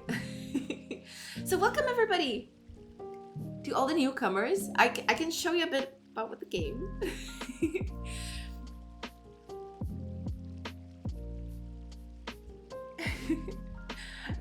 I'll show you a bit about the game. So this is it. Like this is the world. This is where you start the game off. So the game is kind of like a mix between an RPG and a base builder. So you have your own base, which is where we're at right now. We actually don't have resources, so let me just get a few. Because there's the base building. Actually, let me just start over from the beginning, or like run the game again. so I can show you, because like there's some stuff that I was in the middle of checking something, but it's fine. So you have your base, which is like this building over here. We're currently underneath it because we just started the game, so you start at your own base. There's the first part of the game. It's base building. So you have your own base. Right now it's just a square filled with nothing and not animated, nothing at all. But you can build buildings on it. So you can place down working buildings. For example, this is a forester. We have a fishing hut. And you can assign people to these buildings. So I can just go over here and say, okay, put these people working on the forester. And you can check, you can actually change their jobs. So like, change their things, and they produce resources. The forester produces herbs, so don't question it. Okay? Like, I haven't gotten to the point where actually I'm setting up the resources. That's for later. I need to do that later. But yeah, you can actually make your characters do things, and they'll actually, when you leave the place and you move around and you come back, you visit it again, and they've actually produced the resources. So that's the base building part. It's still not very, I'm gonna say developed. That's not the best word, but it's not very in depth yet because I'm still working on it. Okay, let me just catch up with chat. I'm so sorry. When decompile, let's say there's some graph patterns that could decompile into both an if else and a switch in the source, and there's no information. In terms of readability, what do you think should be the requirements to choose switch over if else? Oof, that's a toughie. I guess it depends on like the check. Like if it's a simple variable, for example, like an integer, I think a switch could make more sense. But if it's something a little more elaborate, like a whole expression, I guess an if else would be preferable. At least that's how I'd do it. Dance with Dirt, hi, welcome. And thank you. Did you make all of the assets? No, I mean, the assets are technically from Kenny. I am actually going to link it because I wanna do Kenny a thing. I wanna promote his work because he does some very cool stuff. Actually, all of these sprites, eventually I'm gonna change them. They're not like they're not supposed to be final things. I'm just using them because like they're convenient, and like I'm trying to get the game done first and the art assets come later. But this is from the Tiny series from Kenny. I've just linked it over in chat if anyone wants to watch it, look for it. There is one tiny thing though. All of those asset packs didn't have like the same colors. Like they switched colors from one asset pack to the other. The only thing I did, I picked up a palette that I liked, and I just painted over everything with that palette. That's the only thing I did. But the drawings themselves, like the pixel art, is all from Kenny. Yes, I just changed the colors a little bit. It's a work in progress. Yes, it is. A very big work in progress. Kenny assets are great. I use them frequently in game jams. Yeah, Kenny's work is pretty cool. Like I really like his work. Eventually I want to switch it out just because I wanted to make my own art for the game. But for this kind of stuff, like for actually visualizing things and helping out with like building the game with I'm not gonna say programmer art because this is not programmer art at all. This is like very fancy art in comparison, but like template art, let's say, like temporary art. That's better. If you want to use some temporary art that looks very pretty and is really cool, then Kenny is definitely the go-to. I really enjoy his work as well. But yeah, these are Kenny Tiny assets that I've just painted over, basically. But eventually I want to switch these over with my own pixel art. But yeah, okay. So we have the whole base building. The idea is you'll get attacked by enemies and stuff like that. So you want to protect your own little base from the enemy. To do that, you need to build a lot of stuff and to establish an economy with the nearby settlements, which is these things over here. So these two are like friendly settlements that you can visit and trade with. So let's go over there and hopefully something happens along the way, because last time we were here, we implemented like a whole random attacks. So the idea is when you go out of your base to establish trade routes or explore your surroundings or everything like that, random events are going to occur. For example, you could get attacked, you could find like a resource at the side of the road, a lot of stuff can happen. And also there's a day-night system, which isn't very visual yet, but it works programmatically, but like there's no visuals for that yet. I want to make that, but I haven't got, like, I want to make the game work first. But yeah, when it's night, you're supposed to camp, because otherwise you'll get attacked by enemies, because like you'll be more vulnerable. Enemies and wild animals and stuff like that. So the idea is that you make camp. Then this is another part of the game where you actually have your own team of warriors, which is these little guys over here. And they have their own skill sets. I'll show you in a bit. But yeah, you can see every one of them has a different skill set. And they can do certain jobs on their downtime during camp at night. So for example, you can tell them, okay, go hunt a few animals or go gather a few herbs.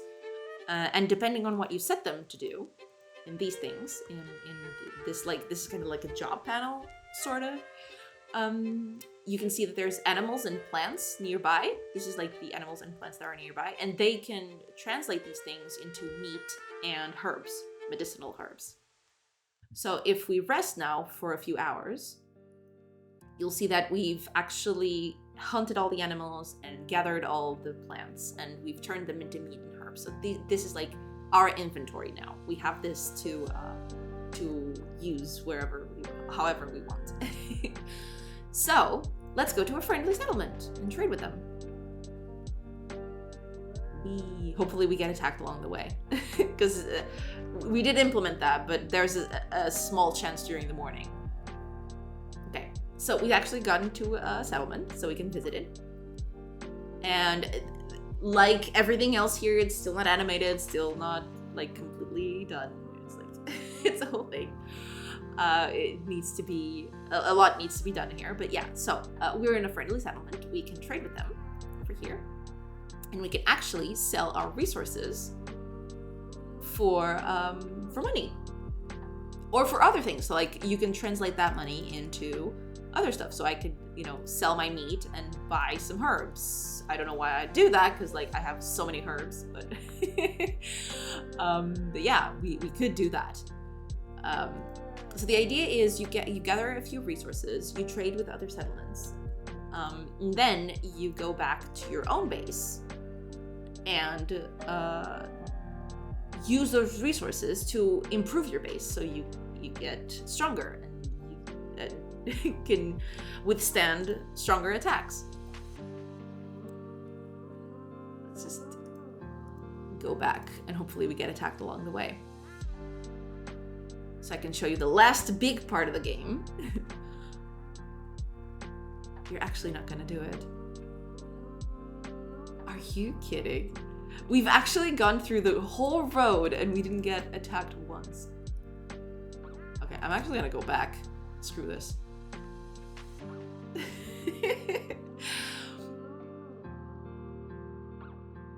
You should add an endgame mode where you can't hunt any more cows and you need to hunt rats instead, due to eliminating all the other animals like cows and geese. I've actually thought about that. I don't have that yet, and hopefully, and that's like a super future thing. But the idea where you shouldn't hunt just because you can, because you need to make sure that the ecosystem around you actually is healthy. Like you don't want to hunt animals to extinction. But yeah, that's actually a very fair point. Yeah, I can't believe we're not getting attacked. Like I have been, like, you saw that, right? Like when you guys came in, I got out of town and I was immediately going to get attacked, and here I'm just walking by like nobody's business and I'm not getting attacked. Wow, amazing, impressive, like absolutely incredible.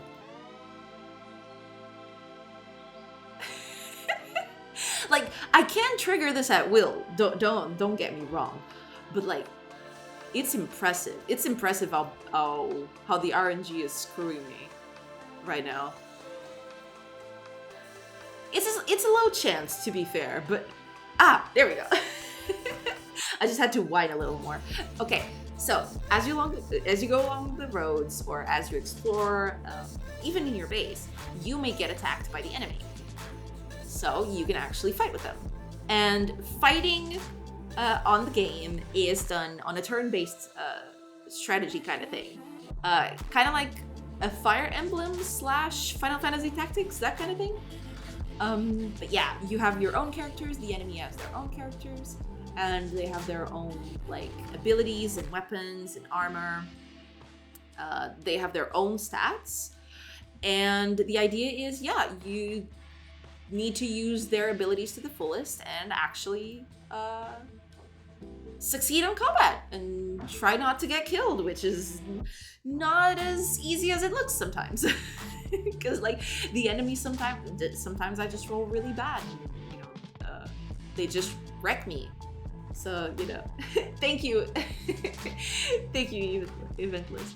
But yeah, that's the thing. It's like, oh, this guy has no armor, as you can see. Like, the snowman is supposed to indicate that the guy has no armor. Because, like, there are not a lot of sprites to indicate armor and stuff, so I just use what I can get. Eventually, this is all gonna change with my own art, but until then, I'm just gonna keep on using snowmen for for unarmored people. So, yeah, but yeah, eventually this is gonna be a little more intricate than this. Right now, you can move and attack and choose the place where you can attack. I can actually show you next time. Because, like, the enemy is relentless sometimes. A guy just got downed. Yikes. So when you click on someone, you can actually choose where to attack it. So, for example, some positions might be more strategically feasible than others. So the idea is, like, you want to position correctly so that you get the best outcomes, basically. Oh god, this character is so far. She's not even gonna fight, I don't think. But we'll try. We'll try. It's fine. Okay, this guy is gone. See? This guy couldn't attack this person because this one was blocking it. That's kind of like the strategic thinking that I want to promote on combat in the game. He can now, like, if I over on him, like, he can attack her now, but back then he couldn't.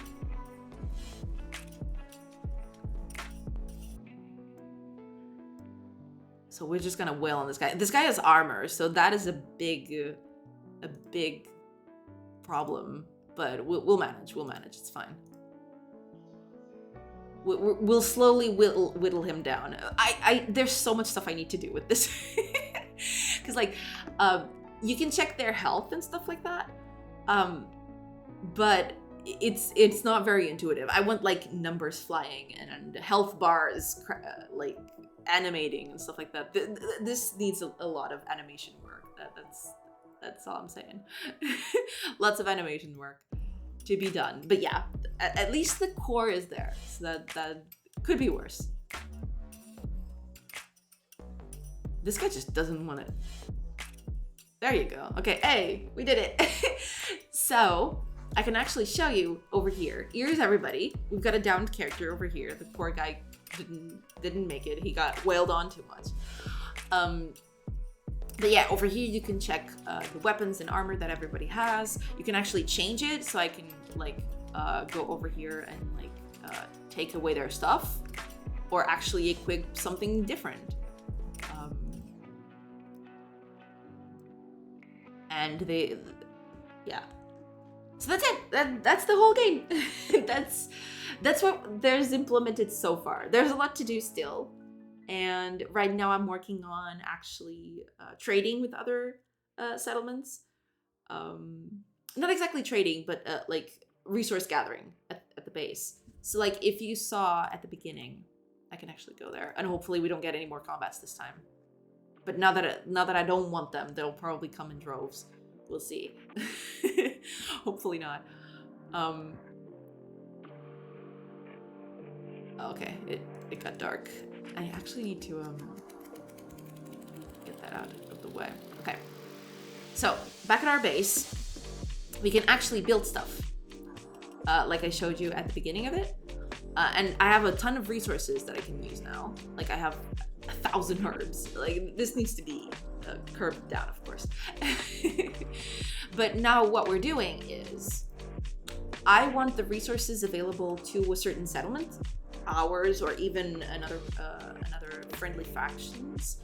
I want the resources available to a certain settlement to be based on their surrounding tiles. So for example, I have a forest tile over here. So I want that to indicate that I can actually chop wood and get wood for the settlement. That's what we're working on right now. Because we have a forester. Like this is the building for a forester where characters are supposed to chop wood and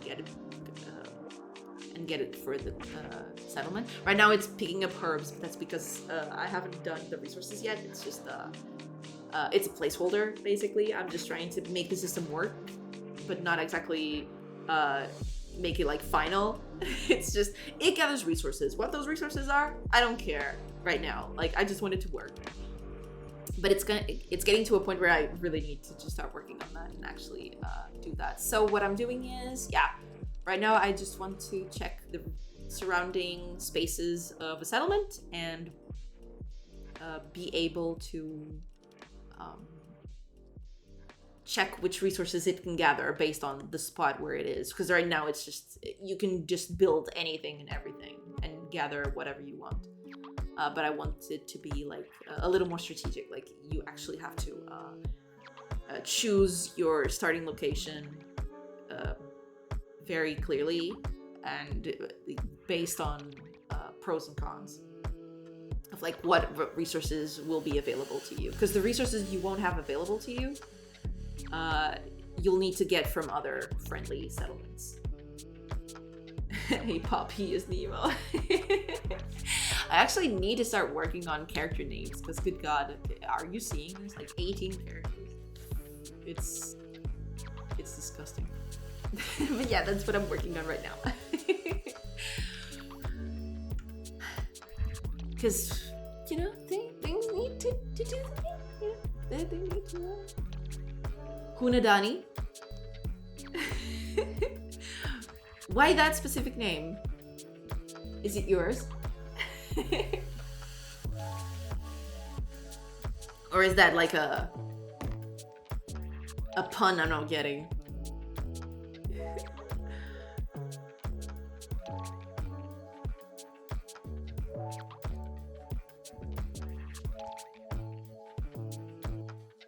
I combined the Danish name for dog with my childhood nickname. Ah, I see.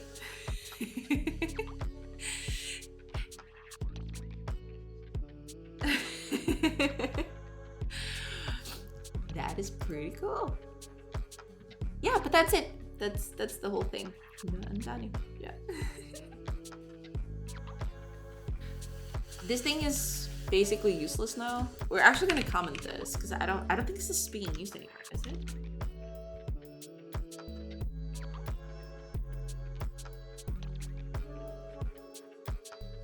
Danish name for dog is Hunt, but close enough. Yeah. Oh, it's okay. So this class is useless now. I don't know. I think I can safely delete this, but we'll get to that. Let's rename this to that. Okay. So all of this, we went through all of this. It's like, how long have I been streaming now? 2 hours. We've been at this for 2 hours just to get to what we were trying to do at the beginning. So now that we have all of this set up, I actually want to get some information about it, about the surrounding cells, basically, the surrounding tiles of that settlement. So let's get to work on that. So over on our base info, I don't know exactly where I'm gonna place that yet. I think I'm gonna place it here for now because I think it's where it makes sense. But we'll get to that. So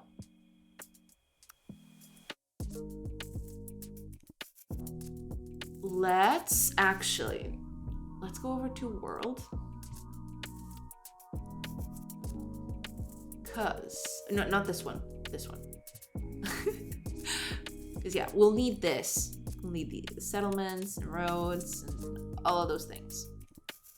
So what we're going to do is we need some sort of information. I think I'm actually going to code it in like a class or something. I'm not quite sure yet, but I think that's what I'm going to do.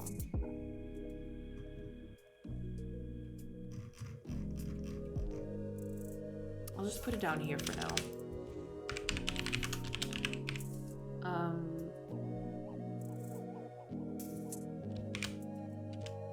What am I gonna call this? Naming variables. It's a thing. I hate it. I absolutely hate it. Thanks.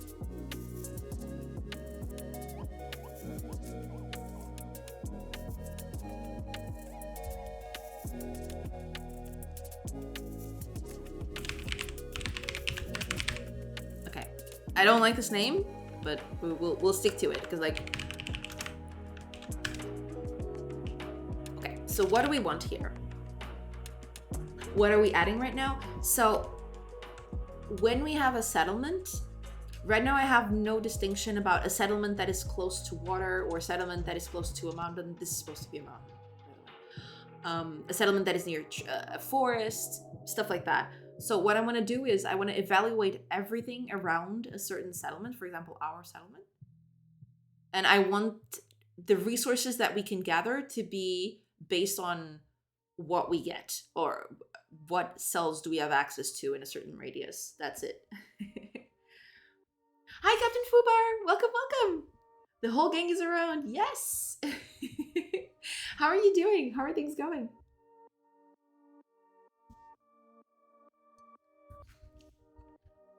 But yeah, that's what we're doing. We're trying to see what's around the settlement so I can decide what kind of resources the settlement has access to, basically. Let's get with that. Doing great. I hope your project is doing well. It would be. I didn't actually manage to do anything last week. I had some real life stuff come up and like, it's... it was very hectic last week. I had it down bad, but it's fine. Like now I'm back, everything's back to normal. So, you know, back to streaming, back to working on this thing. Life always gets in the way. Yeah. I mean, why can't I just code 24/7? Who needs sleep or like, you know, random life events? Like, please no more of that. Oh, like Advance Wars? Does Advance Wars have something like that? I am aware about Advance Wars, but I always thought it was like just the combat simulation. I didn't know if it was. I didn't know it had like a sort of resource aspect to it. I definitely have to check it out at some point. The only work from Intelligent Systems that I know a lot about is Fire Emblem. I actually never played Advance Wars.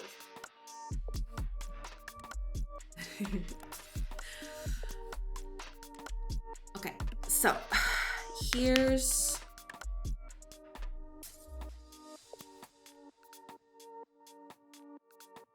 we'll need something like okay.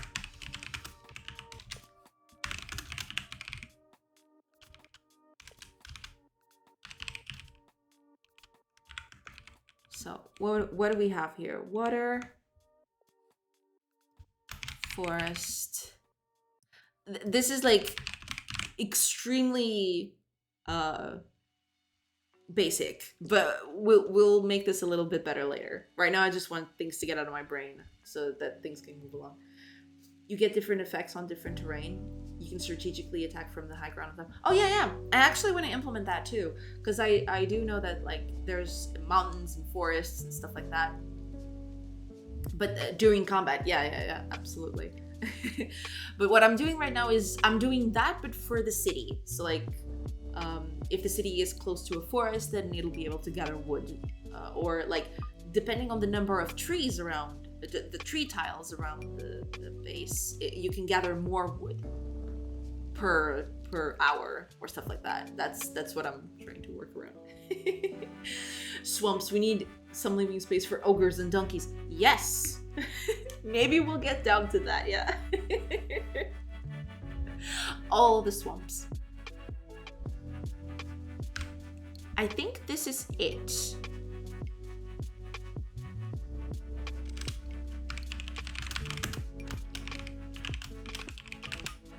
Because like water is going to give us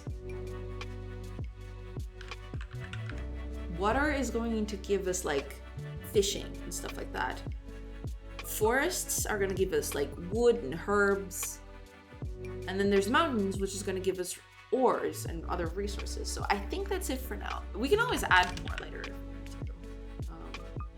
so that's fine. Okay.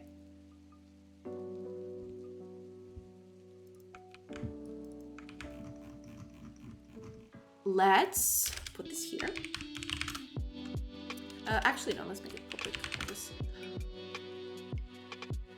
Fish and slightly better agriculture. Yes, actually, that's a very good point. Yes, more water around will be better for for better cropping, for better crops. Yes, actually, yes.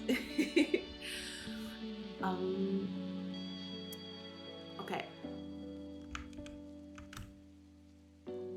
I hate this name, but I really don't like this name. I really don't like this name. So we'll keep it. We'll keep it. It's fine.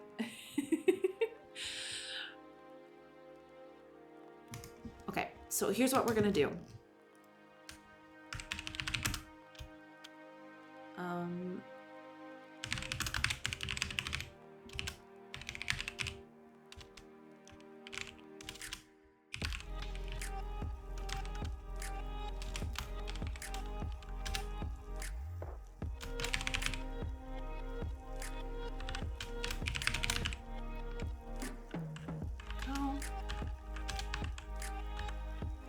And I think that's it. Oh yeah, we need the position, of course.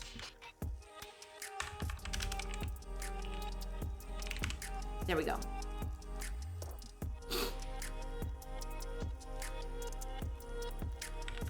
So all we need to do... Oh, we don't need this anymore. Where is my world? There we go. Why are you all the way down there? Or up there? Down here. Okay, there we go.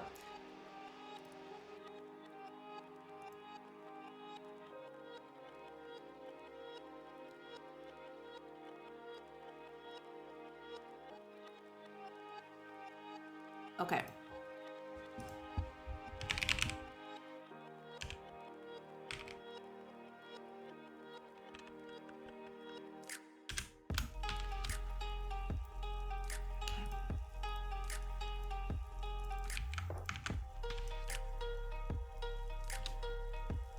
Is that it?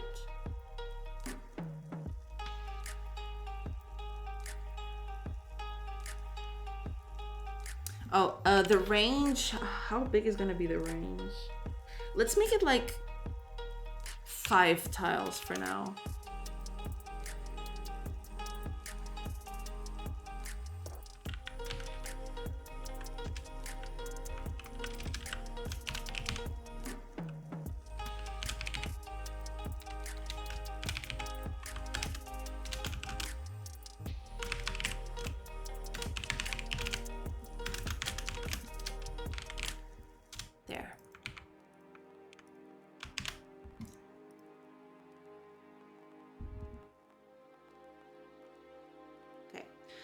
We got the neighbors now, so we need to do...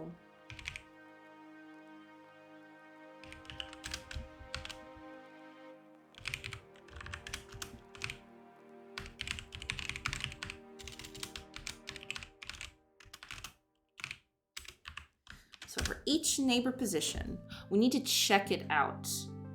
We need to check what type of cell it is. Get cell at position, and we're just gonna do neighbor position.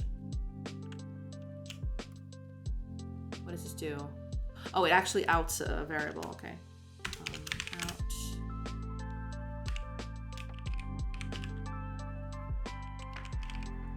Cell. Cell. There we go.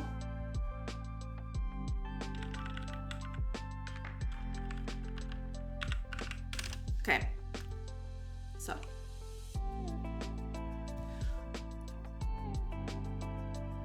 We need to check the decoration of the cell.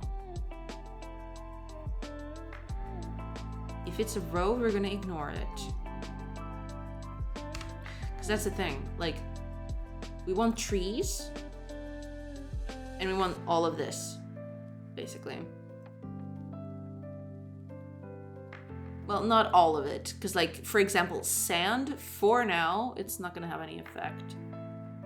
I might have to find a way to make sand a bit useful, but for now, it's fine.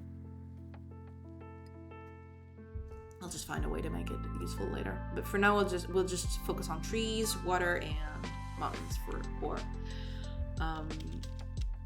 So world cell. What was it? Base. Right. That's what I wanted. So base.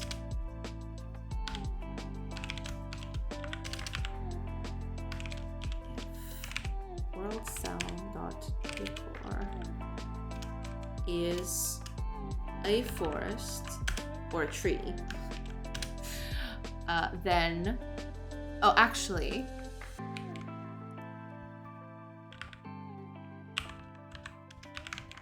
total tiles is going to be neighbors dot count.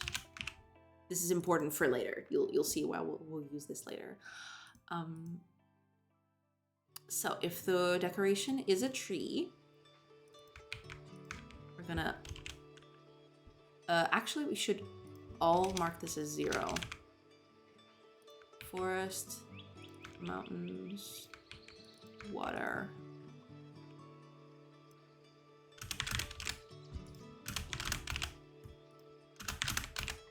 There.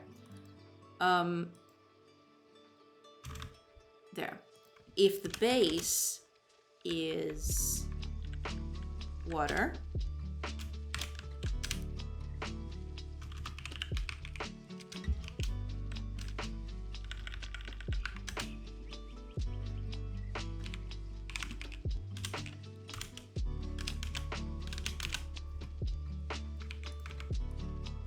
and finally, if it's a mountain, then mountain tiles, and that's it. Okay.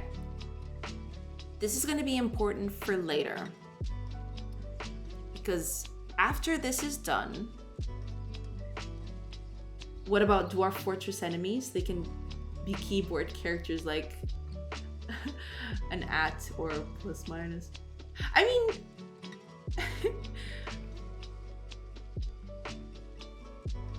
as a reference, it could be like, I want actually to make it like a little pixel arty, but yeah, as a reference to the most complicated game, I could do something like that. I really like Dwarf Fortress as a concept. I never actually played it, believe it or not. Like, I've always seen people play it, because like it's not like I didn't try, but it was so overwhelming that I got lost and just eventually gave up. But I do want to get back on it. I did see that they released on Steam with an actual user interface and stuff like that. So I actually want to try it out. I definitely want to try it out soon. Plus, I think they've said that they're adding adventure mode to Steam, to the Steam version. That's pretty cool. I really want to try it out, because like it is the type of game that I enjoy.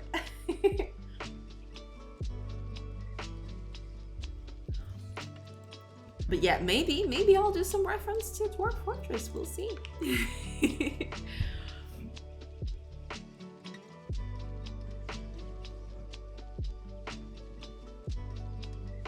Okay, so now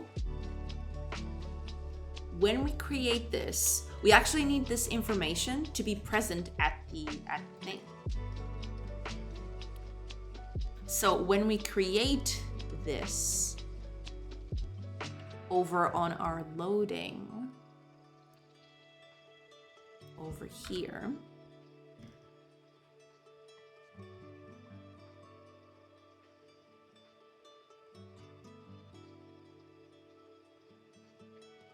oh, okay. Yeah, I need to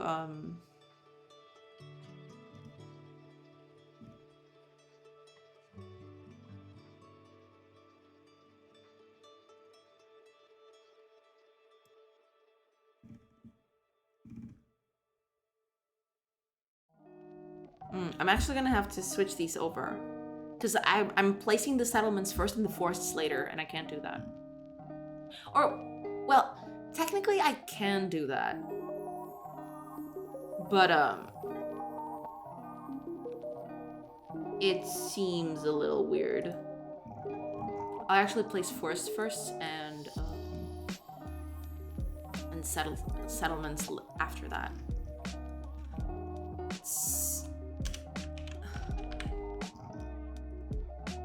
This. Oops. I'm always making typos. There we go. So let's move you after forests. But what I am gonna do instead, because like there are a few checks here so that you can't place forests on top of stuff that already exists. I mean, that's gonna be a bit redundant because there's nothing there now, but I do want to do something about that. I want to like be able to place a settlement right in the middle of a forest. Screw it, like it's in the middle of the forest. So I'm gonna remove the things on that.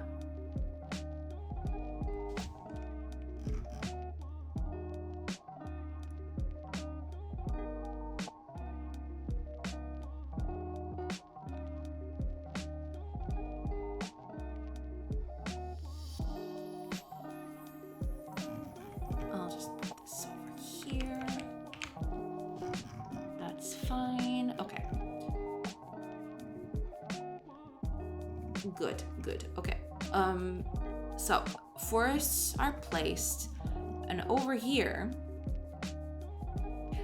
I'm checking if there's no decoration on here. This is gonna change because now I want to be able to place a thing wherever. This is gonna change the map significantly, by the way, because like this is actually meddling with the RNG of the map generation. So that's gonna be a doozy. But we need to do this because like, okay, we're actually gonna remove this. So, okay, if it's grass, you can put it there. And that's it. Okay.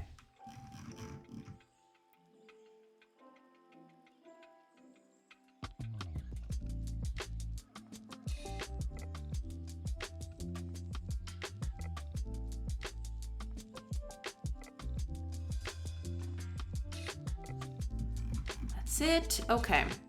Yeah, but this is gonna change the world generation quite significantly, I feel. That seed is no longer gonna be good for this. Yeah, it's gonna be completely different. Okay, I'm gonna have to bring up the world generation again, just so I can check for a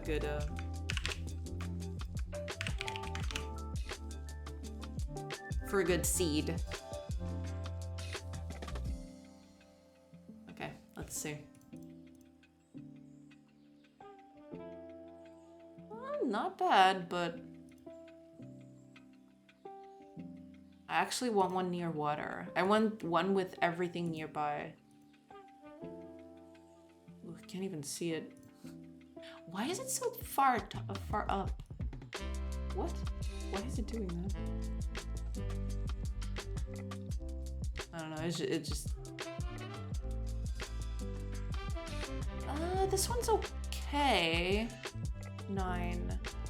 I'm just gonna check a few more.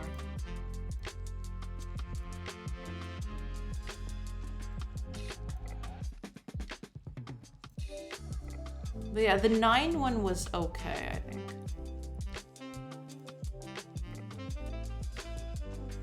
It's not perfect, but it'll certainly do.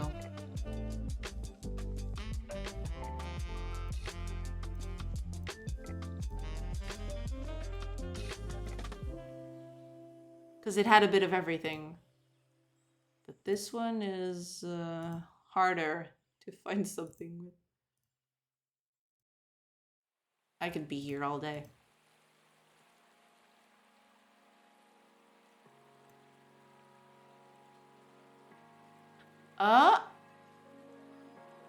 Is this better than 9?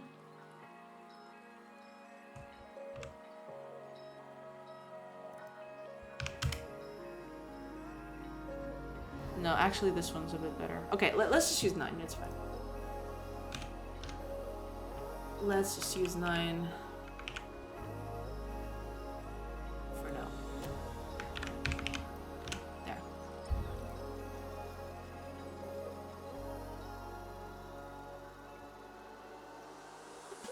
Okay, there we go. That's fine. Like, got a few mountains, a few forests, water nearby. Yeah, we're good. Okay. So now, when we create these things, so at world generation, we need, when we create the settlements down here,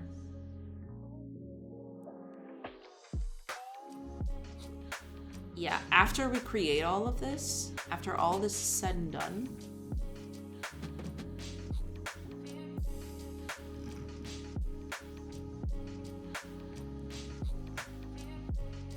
I actually want to go through all of these.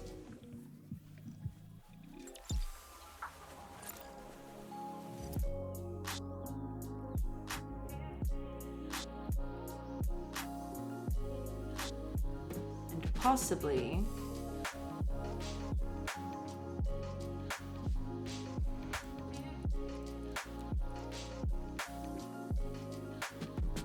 because like we are creating the settlements down here.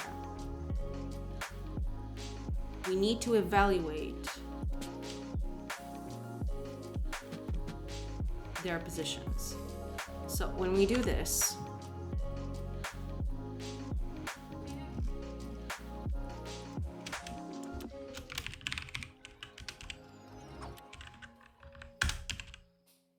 evaluate surroundings. And this needs the world and the position. So we're actually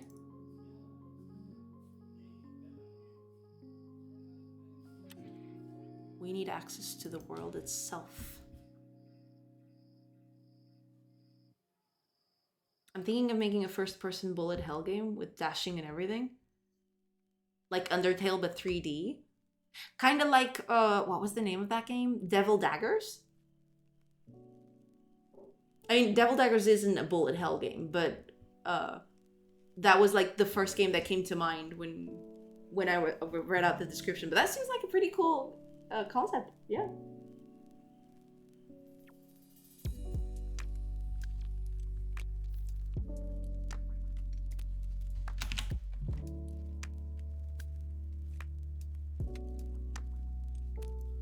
You can get away with a lot of stuff if you do it like very low poly.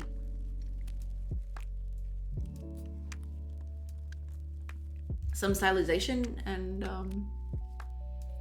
you'll be good to go. Bullet dodging though. Yeah, I mean, duck and weave, duck and weave. I don't actually... good.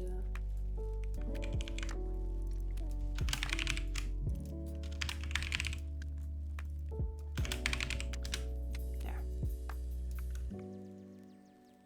Oh, right.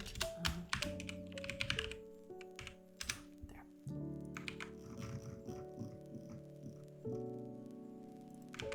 And we're gonna do the same here. Up here.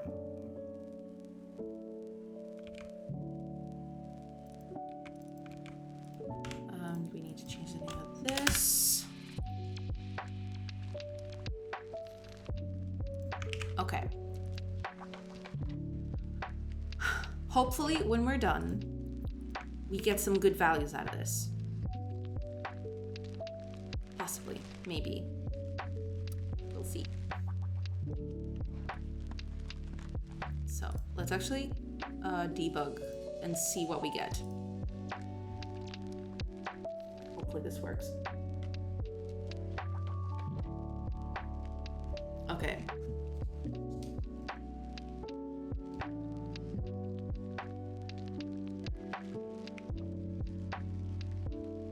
Did it crash? It probably crashed. Why is it crashing? I didn't change all that much. Let's see. Let's see what the problem is. Object reference now set to an instance of an object. Alright. Calm down. But yeah, I think I know why that is.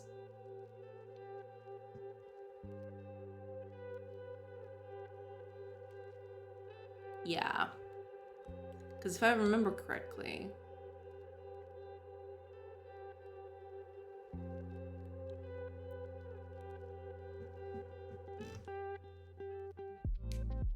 If I remember correctly... Where's the game editor? Here it is.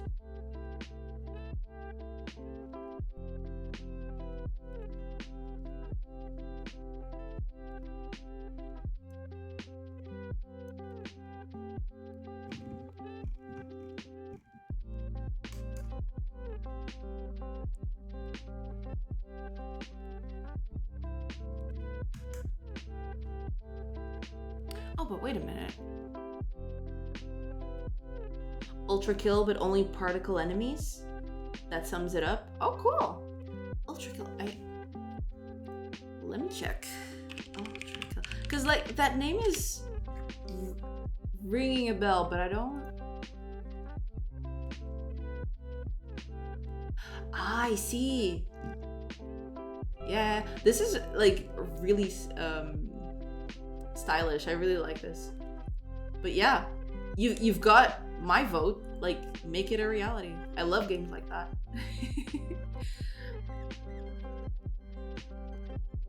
I love this aesthetic. Absolutely. So you got my vote.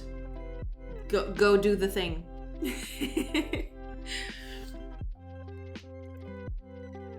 and then send me a demo to try it out.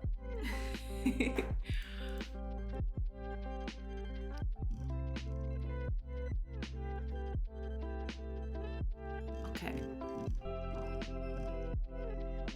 It was here, I am pretty sure. Something is up with this. Okay, let me just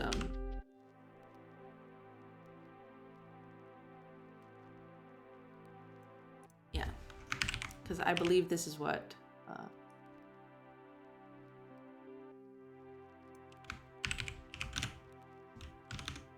I think this is what is wrong with this thing.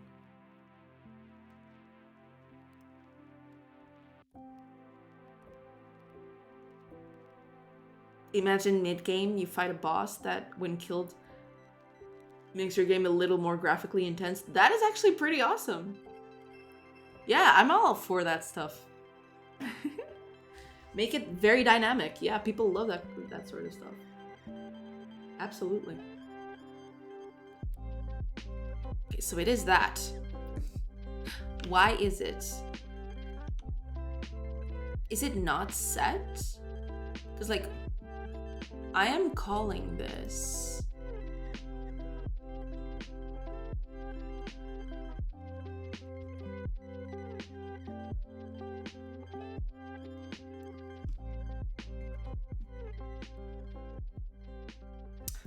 Oh, that's right. I know what the problem is. Because I don't think the world is set at this point.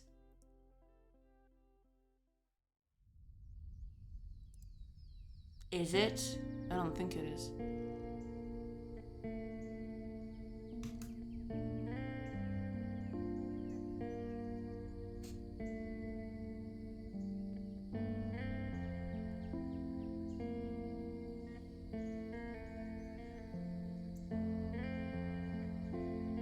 I wonder.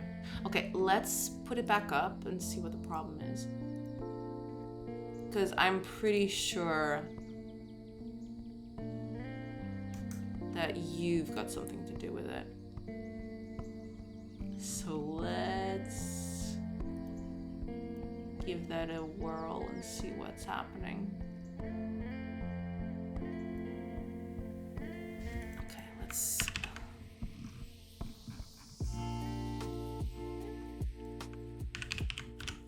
Okay, let's debug this. See what is up.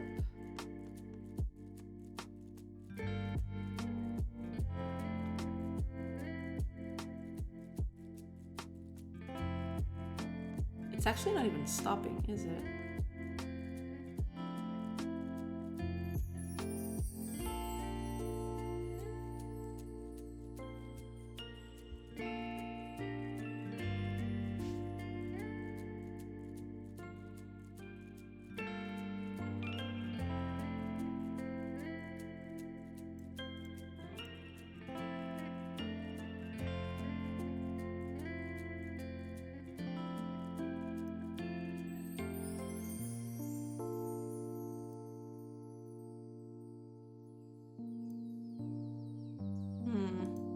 Because I did make a few changes yesterday to the runtime thing. Like the way this launches the project. Is that what? Oh, okay.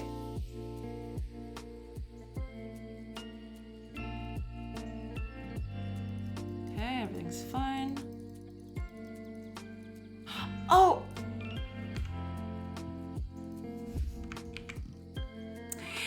I know what it is. It's this, yeah, it actually needs to be created, otherwise nothing's gonna happen. I mean, if you don't create stuff, then how is it gonna access things, you know? It's just, wow, gee. Novel concept.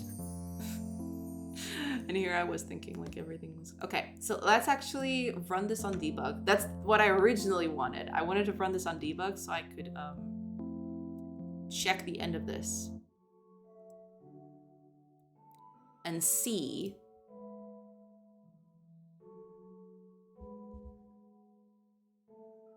Okay, so I don't need that.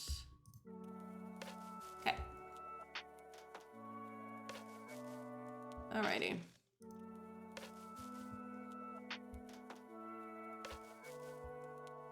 All right. 11.2. I think that's ours. Yes. So, how many neighbors do we get? 15 neighbors. Because we're at the bottom of the map. Yeah, that makes sense. Okay, good. So how many? 1 mountain tile. 4 water tiles, 1 forest tile. That's interesting. Only 1 forest tile? No, that's not correct. There's a lot of forest tiles. What are you talking about?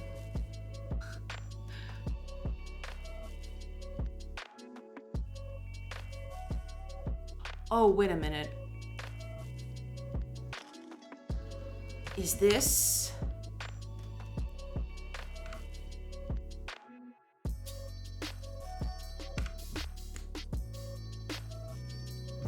Give me a sec. Because, like...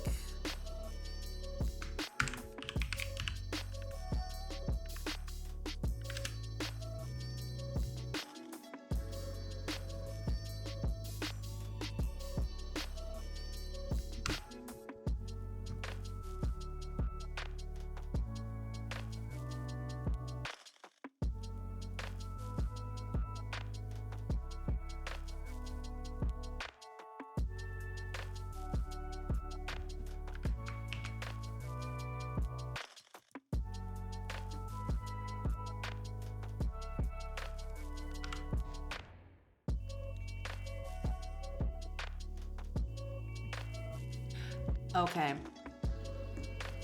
I need to change this then.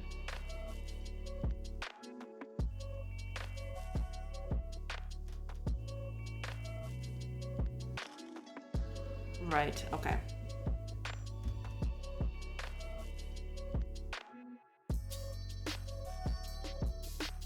Yeah, I know what's happening here. Basically when I'm doing this, get positions in range, I'm actually getting like a ring around the world itself, not exactly like everything inside it. But I did do something else over on combat. Let me see if I can remember where I had that. Because like over here on the combat controllers,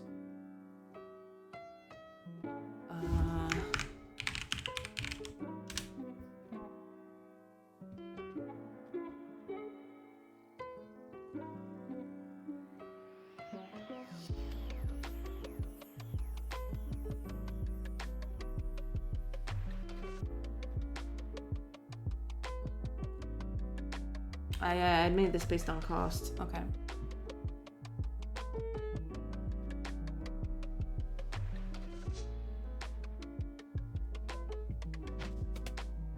But yeah, there is a way of doing this, I suppose.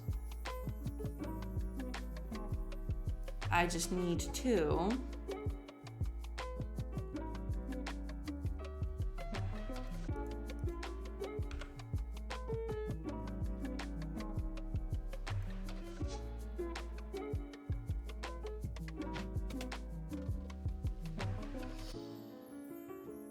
Yeah, okay. I'll add a new one. I suppose. There's actually no need. I can just go and... Because like, if I do this...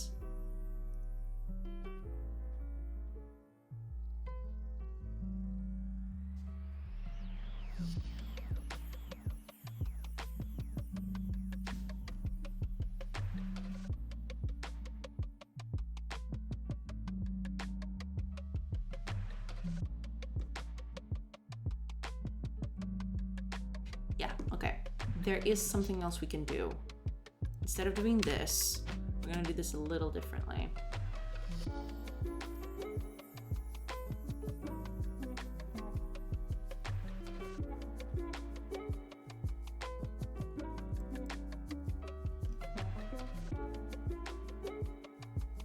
Yeah, because it does stuff like this.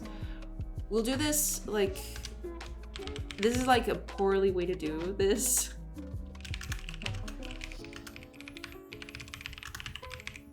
But we're just gonna power through. It's fine.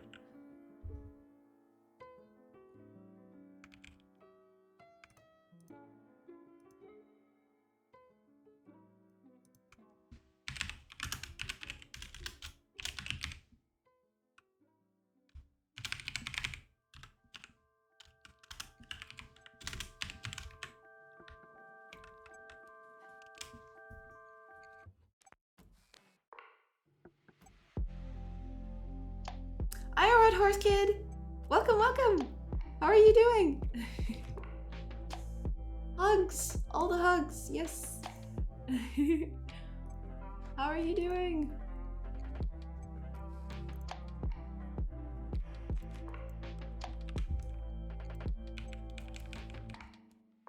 This is like extremely stupid. Okay, don't do this at home, kids.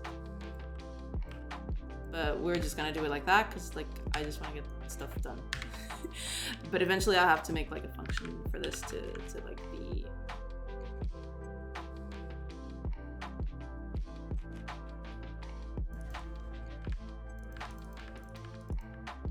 Right, we need to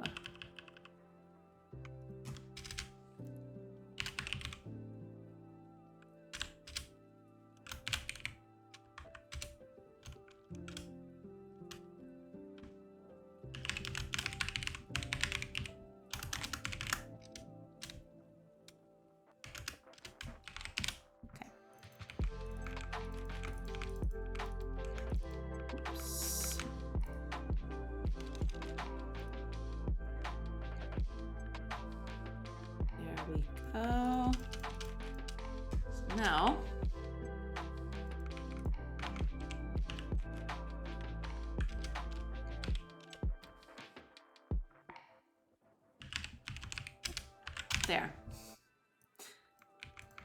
Easy. So easy. Oh god, this is so dumb.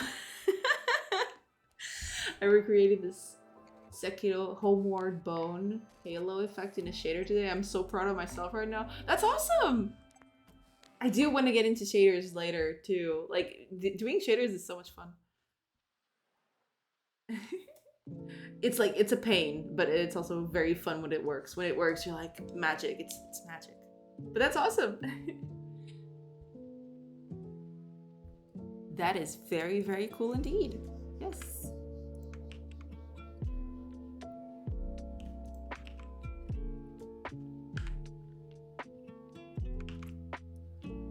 Okay.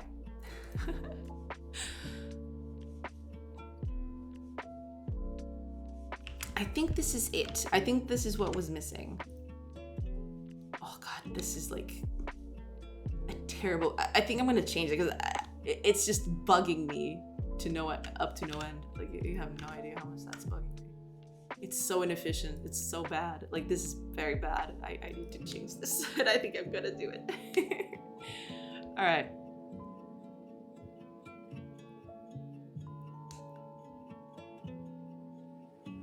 Ah, that makes a bit more sense. Okay. 51 tiles, good.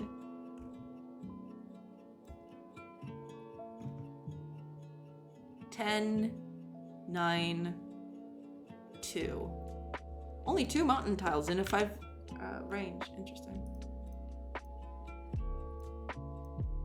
Only 2 in a 5 range. Oh yeah. There's only 2 mountain tiles in a 5 range. Right here. 1, 2, 3, 4, 5. This is already a 6 range thing. Okay, cool. How's your work? Oh, sorry. I'm a shader noob. That was the first time where I thought, let's try and recreate that. That's pretty cool. I'm glad you were able to get it done. Like, making shaders is really fun. I don't do it as much as I want to. Eventually, I want to make some of them for the game. But yeah, it's a whole thing.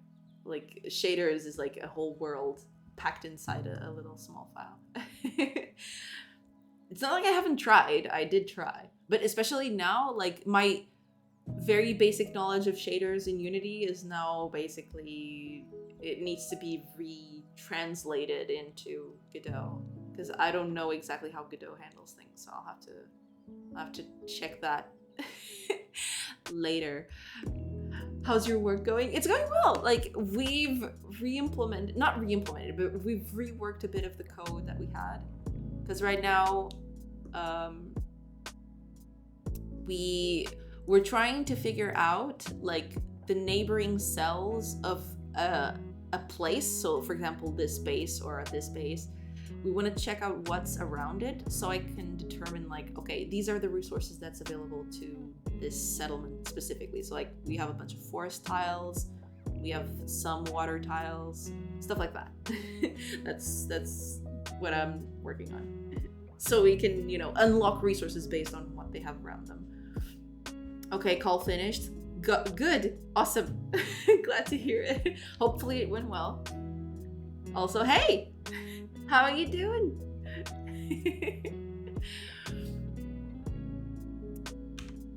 How do you do? But okay, now this is good. But yeah, this is completely nonsensical. I have to change this. I have to change this. Like, it's just so dumb.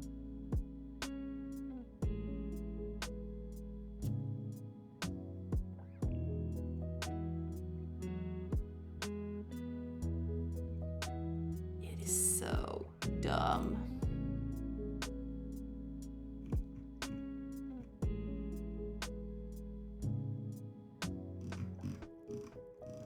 Yeah, I'm gonna have to switch these up. Shaders have 2 sides. They can either make some stuff more optimized, like substituting particles, or others could be just a hog for processing, like blurring shaders. Yeah, but shaders are cool though. They do all the whoosh and the swish and all the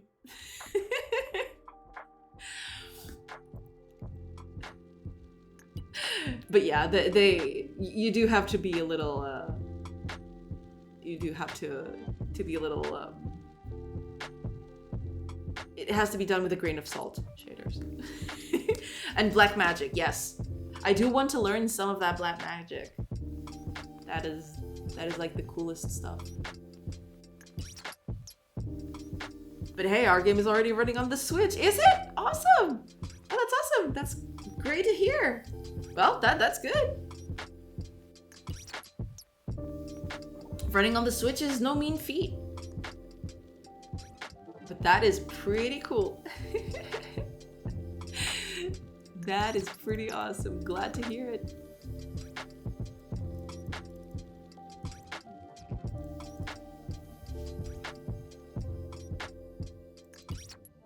Oh man, you see, this is the problem. I'm trying to come up with a name for this. Just like,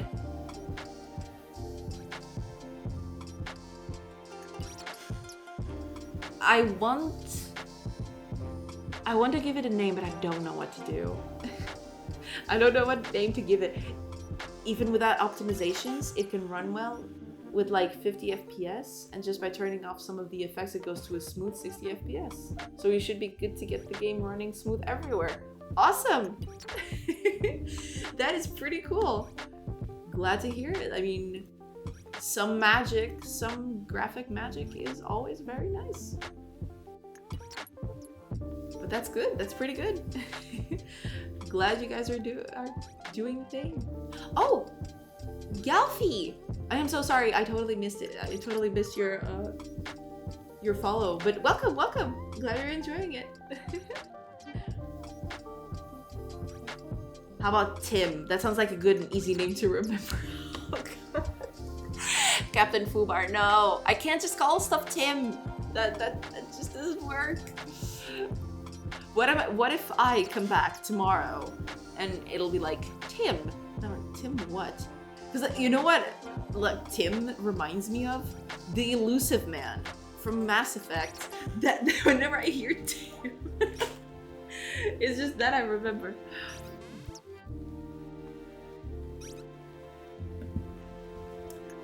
Pim? No. Cause okay. Let me. I'm looking. My project is 90% UI, so I don't mind vignetting and Fresneling and animating in shaders. GPU doesn't have much to do.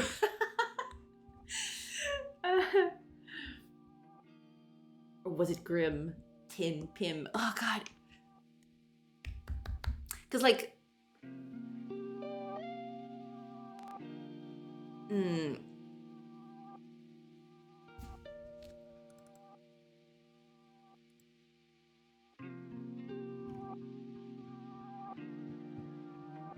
Okay, we're gonna go with, where is the square area? Here it is. Okay, so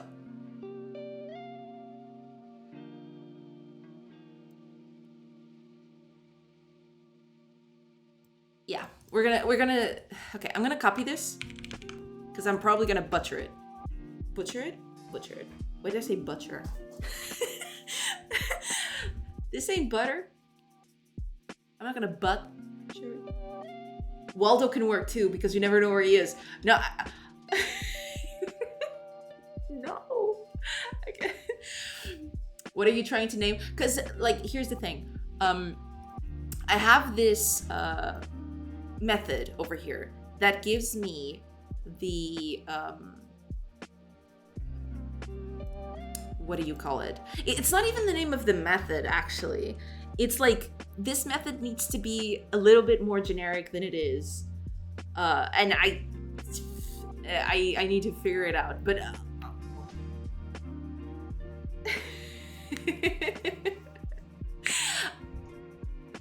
Okay.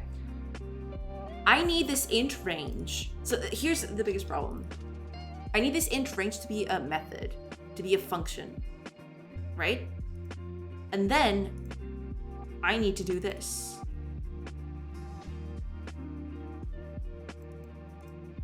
So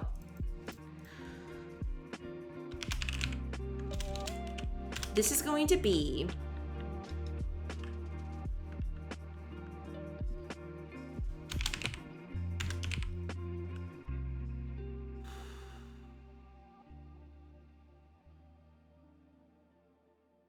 what is it? It like in first, out second. Okay, so 3i returns a bool. Okay. What is the problem with this? Oh, right. Never mind that. Can't you calculate the cell in indices? You should check based on the range. Yeah, that's what I want to do later. Yeah. Right now I'm just checking everything. But yeah, I definitely should do something like that. But yeah, this is like extremely inefficient. You could probably tell. But yeah, I'll need to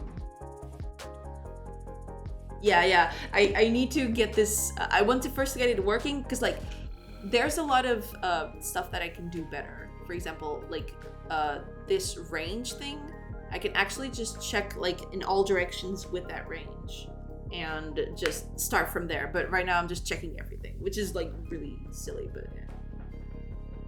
Finding resources, yeah, I want to get all the neighbors around a certain cell. But right now what my thing allows me, like this method allows me to get a specific ring around that cell, but I want the ring and everything inside the ring.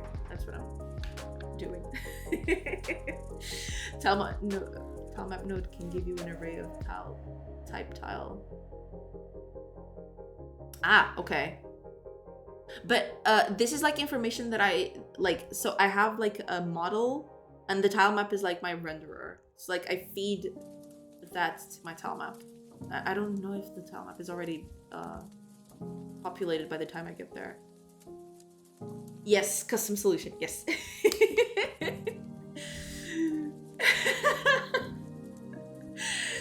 It's basically what I just did in my shader. Yeah. So, okay.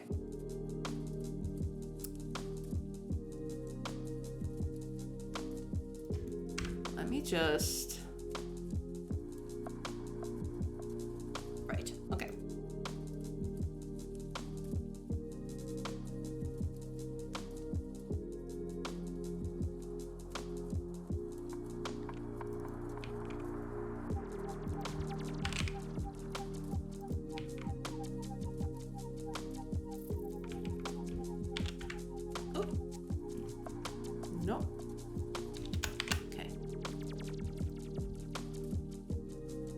Okay, I think that's it.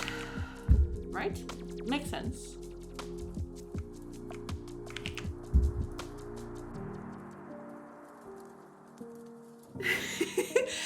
I have custom solutions for everything. Leave me alone. You will not bully me out of this. I don't care.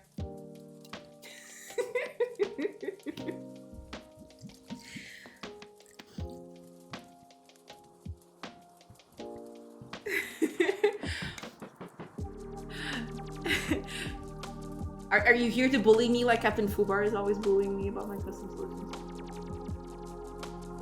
Because if so, you are very welcome, but I will not change it.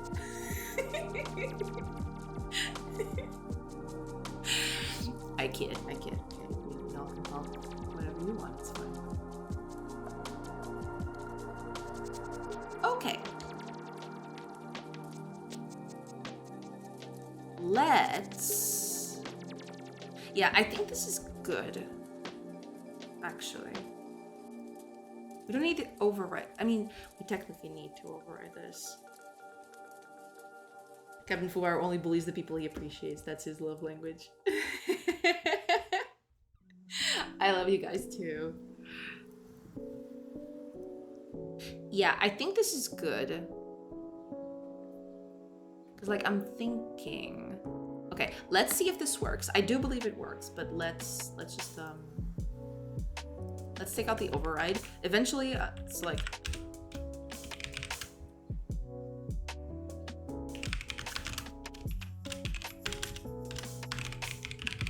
There we go. Because, like, over here, instead of doing this get positions in range, what I am going to do is... No.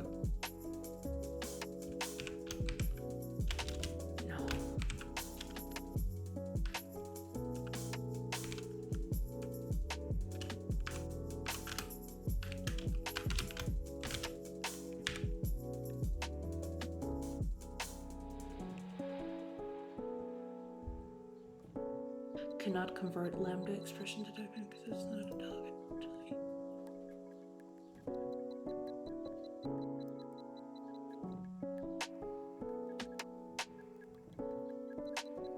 Okay, let me just check how I'm doing it somewhere else. Cause I like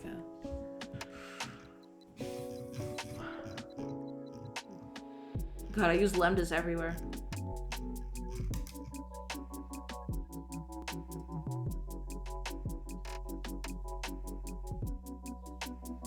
Actually,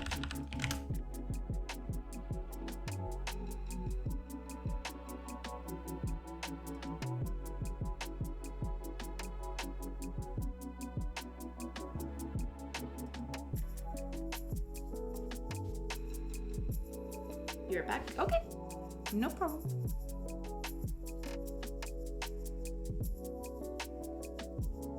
Ah, okay.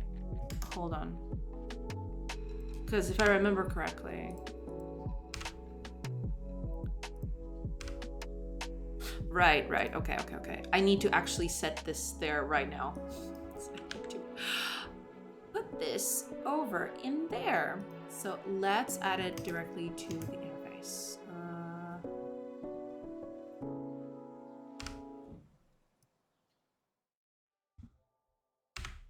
There we go.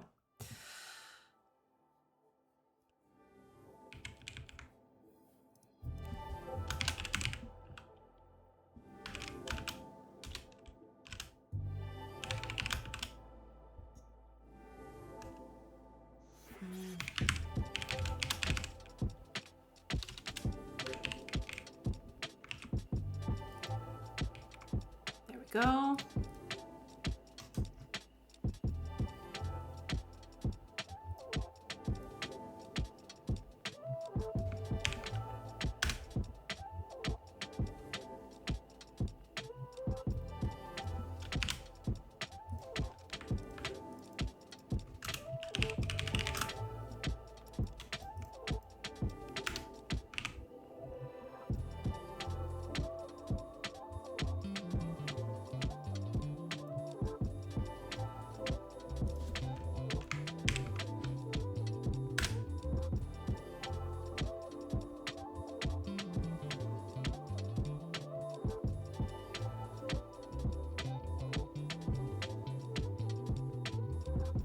Here we go.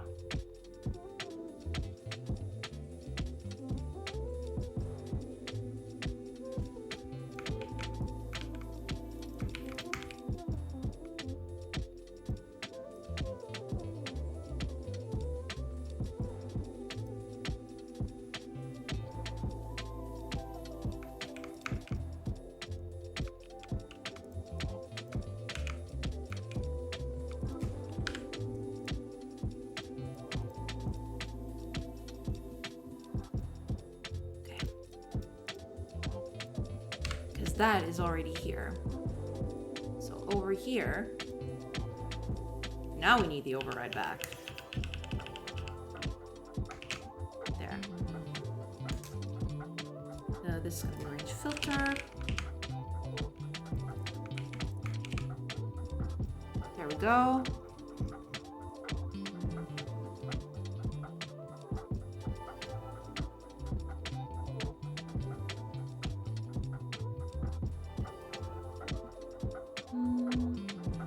Let me just check something real quick.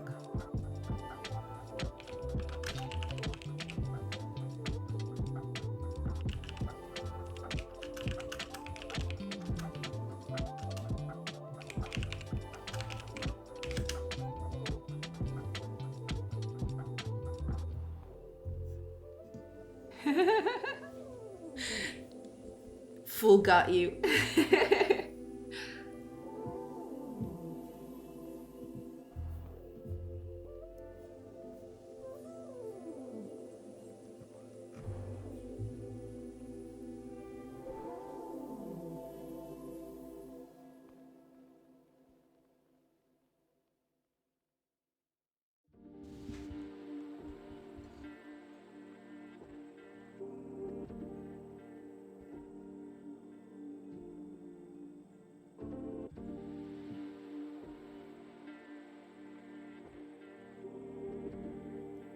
that doesn't help me.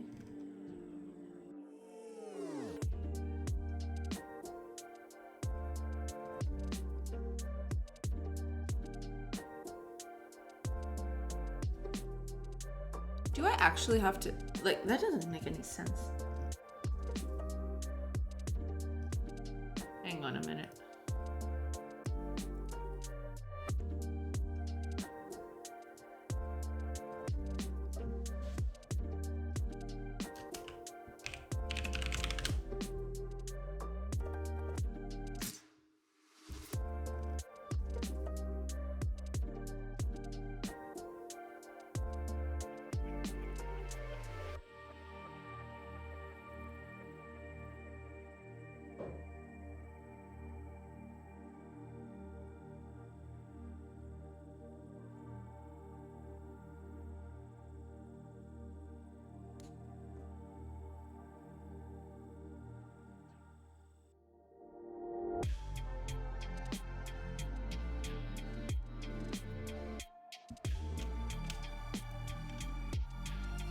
Right, no, that doesn't make any sense.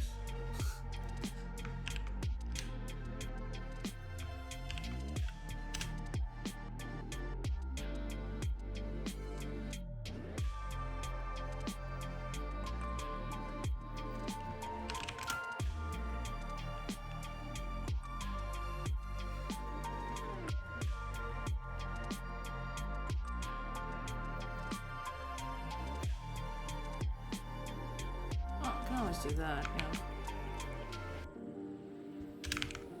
Fine, you win.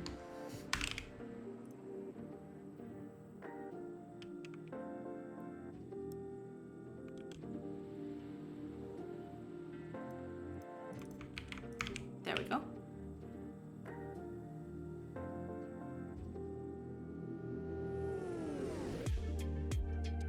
Object? What do you mean? Give me a sec. Oh, it's not. Are you kidding me? This is int. Wasn't it int back then? So that's why it was like. Hang on a minute. I was doing it correctly.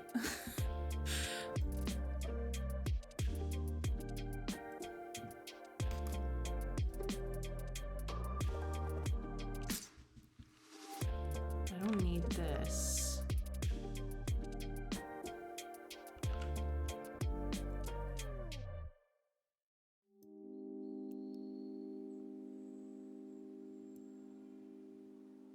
Oh, the bot is working. We're running ads for like a minute and I didn't even notice.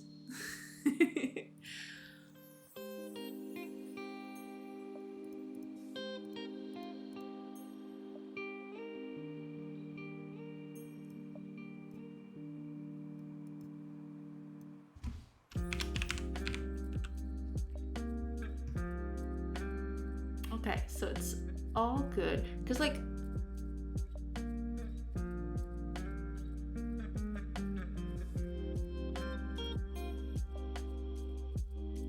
yeah, there it is. Int and boolean. Why did it do that? That was so weird. Okay. Is this fine now? Because it seems like it's fine.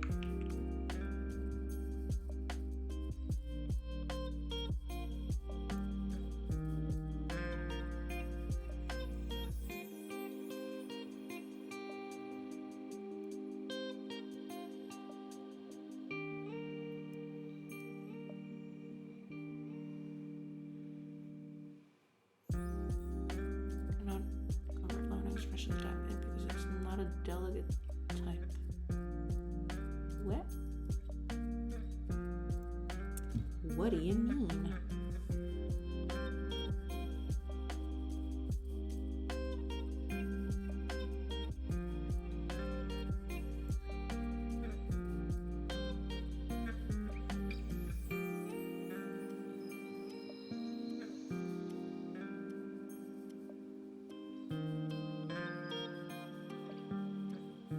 Oh, so I actually have to declare it. Okay. I mean, that's fine, I suppose. Fine, you win.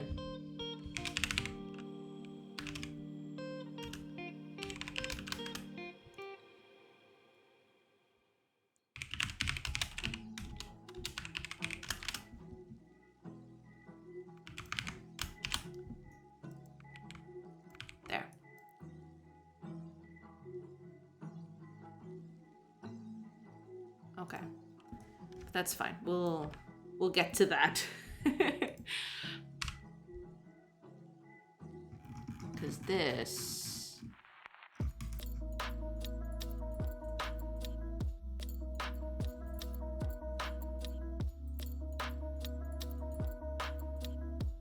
I have to concentrate on some level design now, but it was really nice hanging out for a while. Hope to see you soon. Yes, thank you. Thank you for stopping by.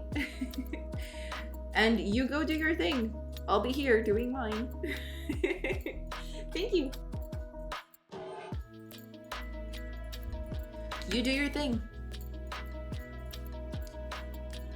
I'm very glad you stopped by. Okay.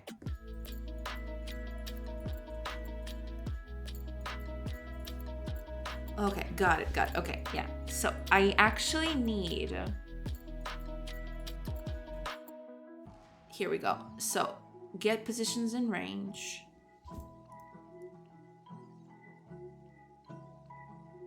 Get cells in range.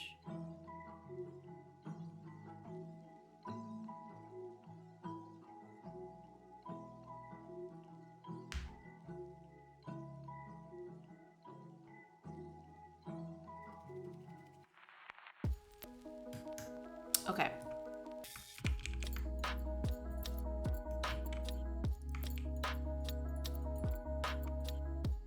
Dev Buddy's working on our projects. Yes! Kisses!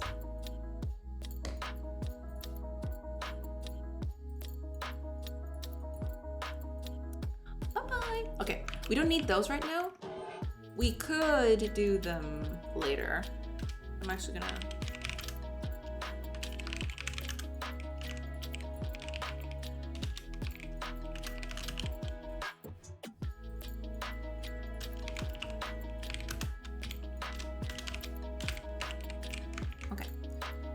But since we're only using that one, we don't need anything else, so that's fine. Okay, so what seems to be the problem?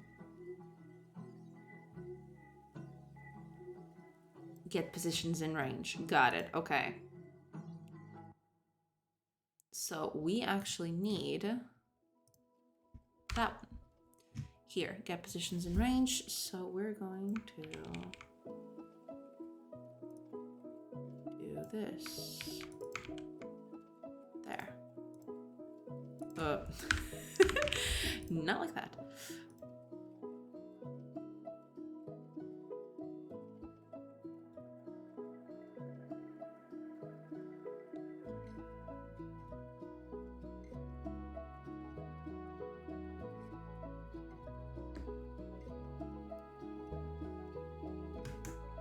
And actually,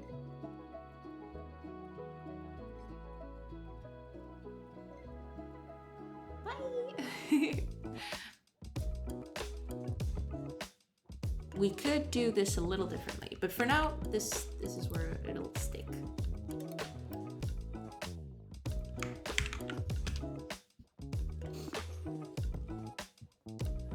There we go. Okay.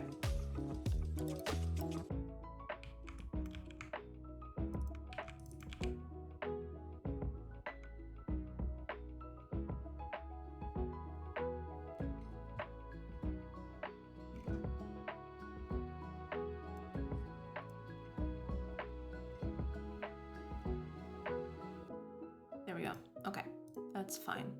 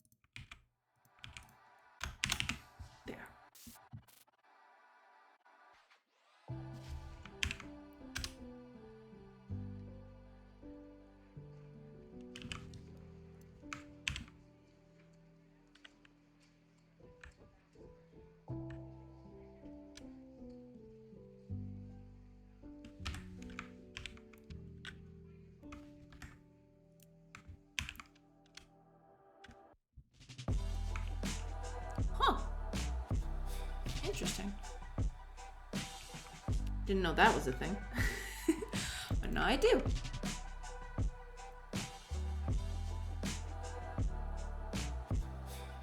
Can I actually just... Oh, I can! I just need to...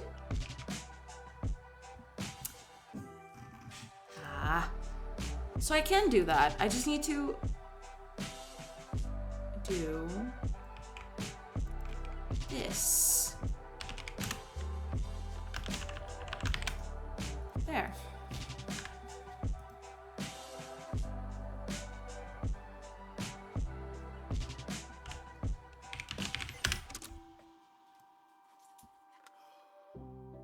There we go.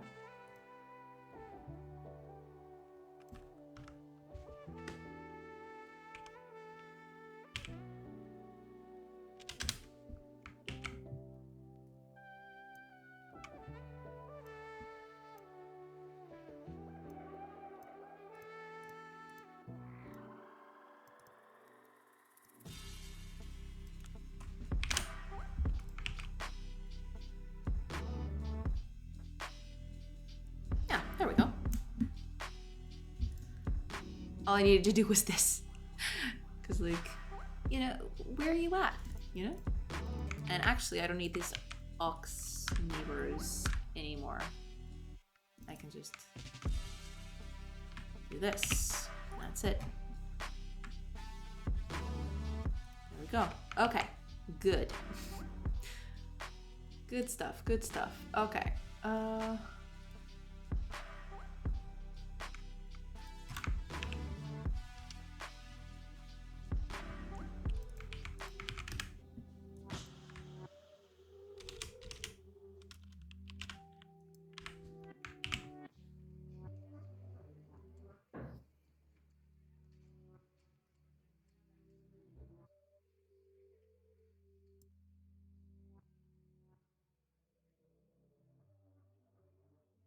Actually, I might just delete all of these and just make the range filter a thing.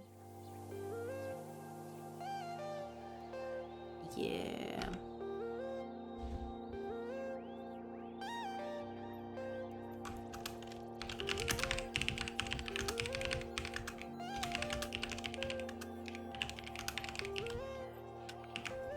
There.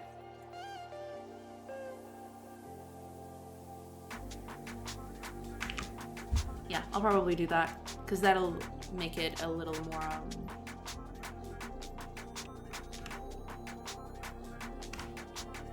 flexible.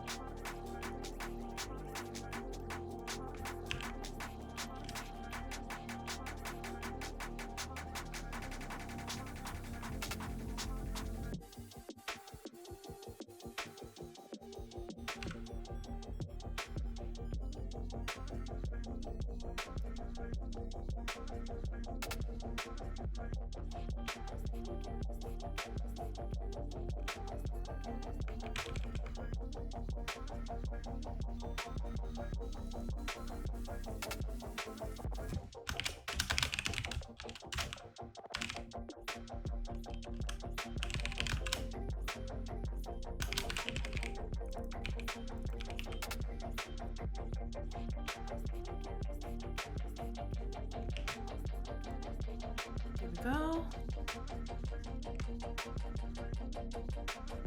Anything else?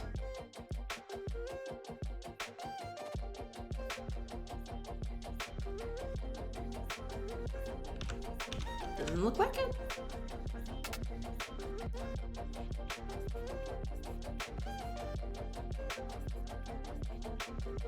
Doesn't look like it, which is pretty nice. Okay. Good. So this means that now, when I'm here and I'm doing all of this, this should work. Let's see. The other time it ran, it gave me 51 neighbors. Let's see if this does the same.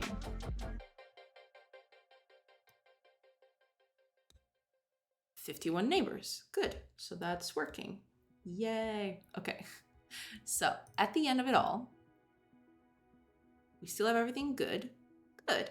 Okay, good. And we don't need to do like all that crappy stuff. This is pretty good. Okay, nice. Only thing we need to do now is we're finally gonna get to the point that I was trying to make, which is, so now we have the number of tiles that are mountains, water, and forest. This actually gives us a good indicator of like, we have 10 tiles in 51. So that's like a fifth, kind of like a fifth of our tiles are forests. So that's pretty considerate, right? And that's where this is gonna go with resource gathering, because like that means that we can get more wood per hour, because like there's more wood to be found, right? So we're gonna do that. Now that we have all this information, we just need to do that. To just use these to calculate, like, what do you call them? The percentage of tiles that are a certain type, and then we can take, oh, okay, that's a good enough percentage so that this village can produce wood, stuff like that.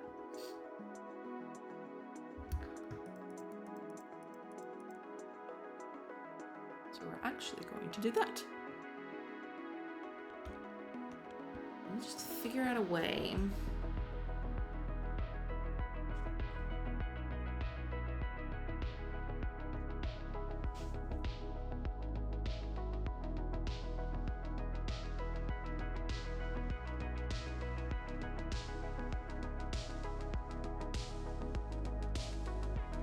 Oh, okay.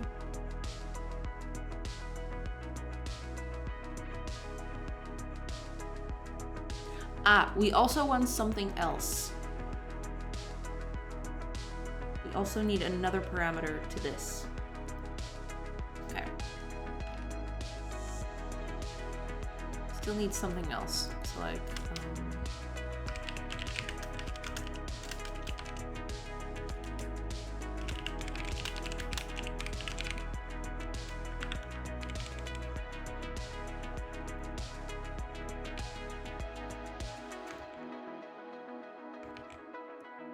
the minimum distance to get to a certain resource is also going to dictate like how fast we can gather that resource. So like a resource that's farther away from the settlement will take longer to gather.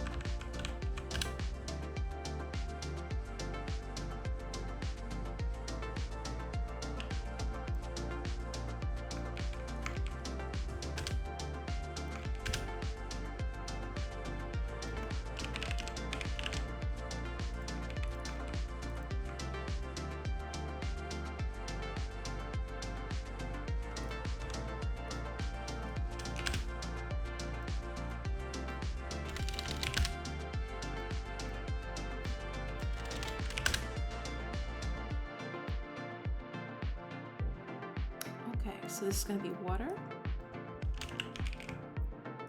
And this is going to be mountain. Oops. 10. There we go. Right, and we want to keep all of these values because this is going to tell us like how long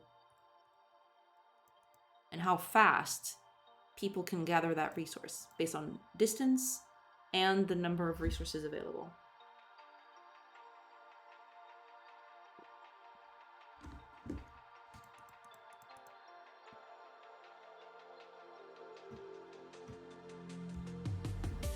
Okay, good. That should be more than enough information for us to use in that calculation, in the calculations when I'm actually like setting up the building. So like over here.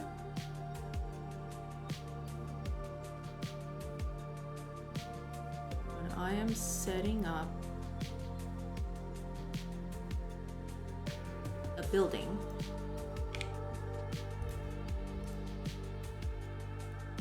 I should actually check here when I add a character and I set him to a forester. It's not always going to be 4. That will depend, because like this is supposed to be like 4 per hours. 4 per hour. So the idea is the farthest wood is from the forester, the longer this will impact this value negatively. Hi, Captain Anosa. Yeah, it's been a while. Last week was terrible for me. Like I had some real life stuff come up. I wasn't able to stream it all last week. I'm so sorry. How's the RPG coming along? I didn't actually progress anything last week. I was really out for the count. Like I didn't get anything done last week, unfortunately. But I'm trying to make up for it. Right now, we're working on checking the radius of like the place we're at. So for example, in the radius of this settlement there are trees and water and stuff like that, and that I want that to impact the sort of stuff that characters do. So right now, for example, you can place a forester, put a person to work on it, even if there are no trees around you, and it'll gather resources. But what I want to do is the number of trees around you will actually impact the output of a building that gathers wood, for example. Right now it says herbs, but you know what I mean. Like, I have to do some actual resourcing for this because that is going to be a nightmare. But yeah, that's what we're doing. We're actually making the surrounding tiles of a settlement or a village be impactful to the kinds of resource gathering that you'll have. So yeah, that's what we're doing today.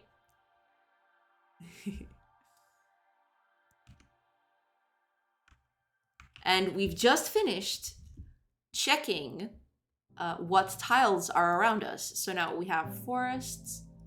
Oh, and also the distance. So like, very important is you need to have, this for the buildings to be as productive as possible. You want the tiles connected to that sort of building to be a lot and to be close to the village.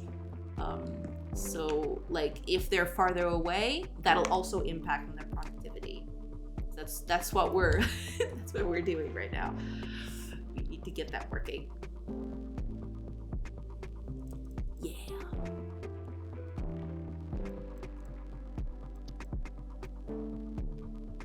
But yeah, that's the thing for today. And I've been here for like 3 hours and a half, and I've just started it because I've been reworking the code to get this working. So the small steps. We're getting there. We're getting on the thing. It's fine. Okay, so this is done. We don't need these breakpoints here. This is fine.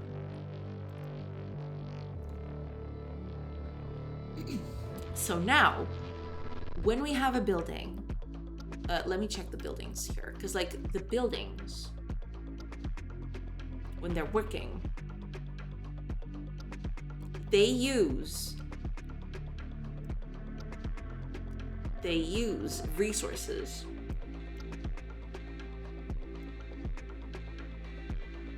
So when we're calculating the results of the building, so here,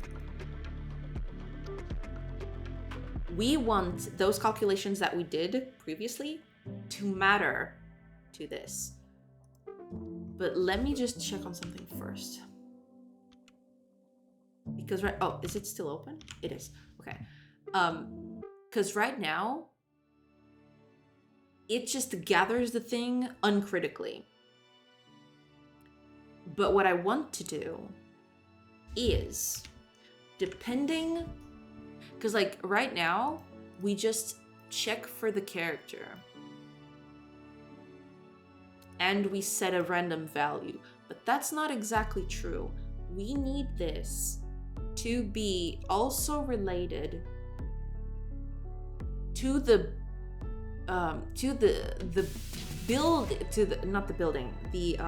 settlement that it's in. So like the base that it's in.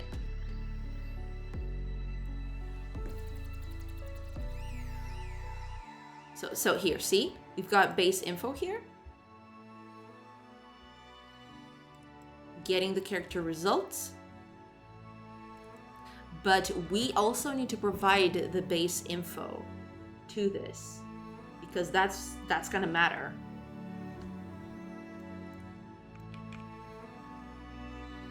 So we'll need something like this.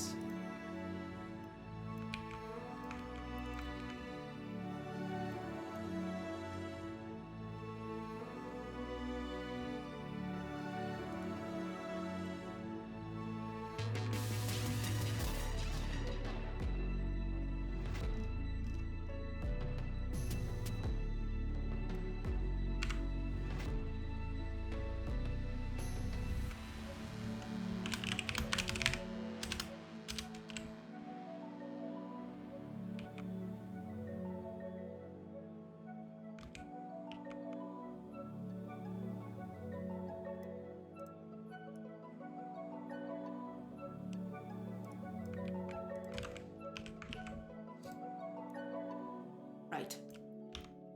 This is gonna break a lot of things. That's fine. There we go. Okay.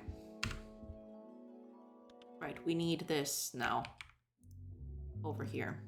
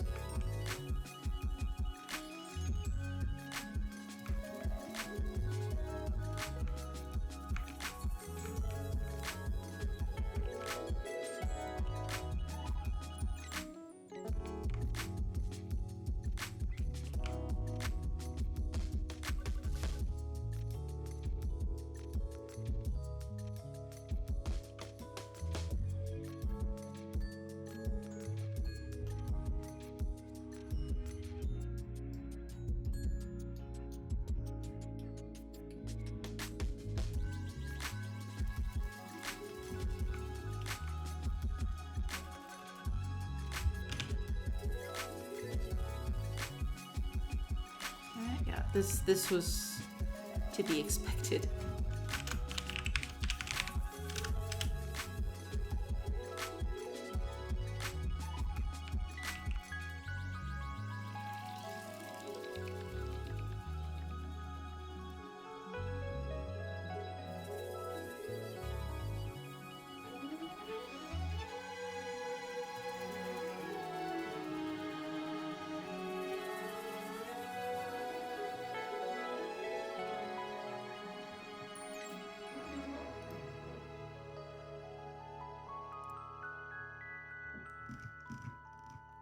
Here we go.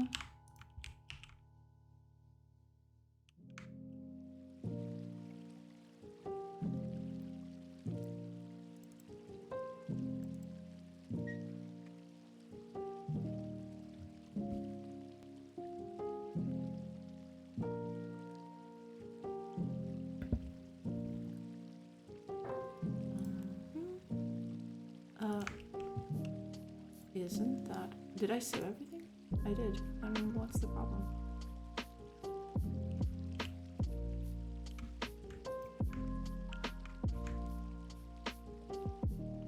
Inherited abstract. But it does. It's just...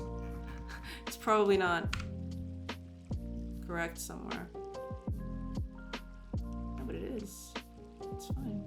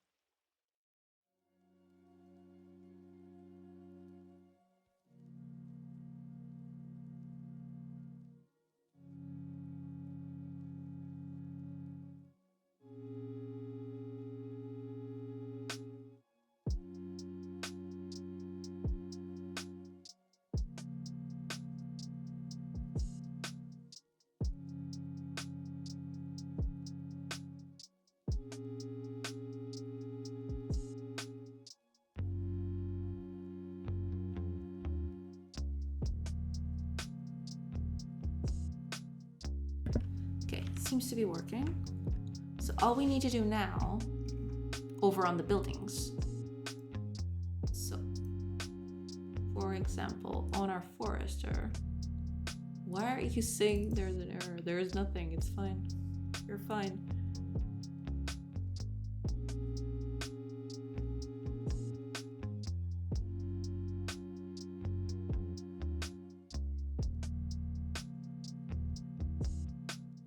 I don't know what the problem with it is. It's fine. He won't complain. Okay. So for the forester, the output is not going to be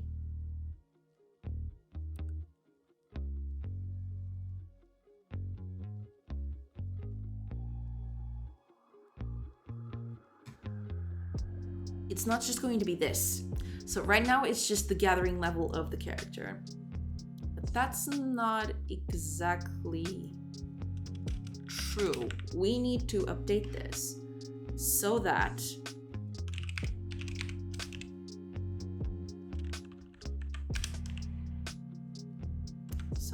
let's make it a float forest percentage is going to be what is it? Forest tiles divided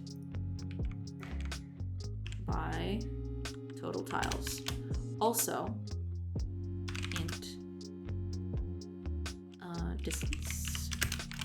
I mean, it is right there, but we're gonna make some forest min distance. So these two need to be values that impact like the gathering of this thing, the gathering of this specific resource.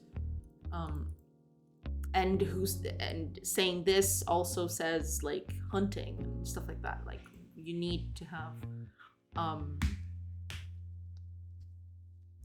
metrics for this. So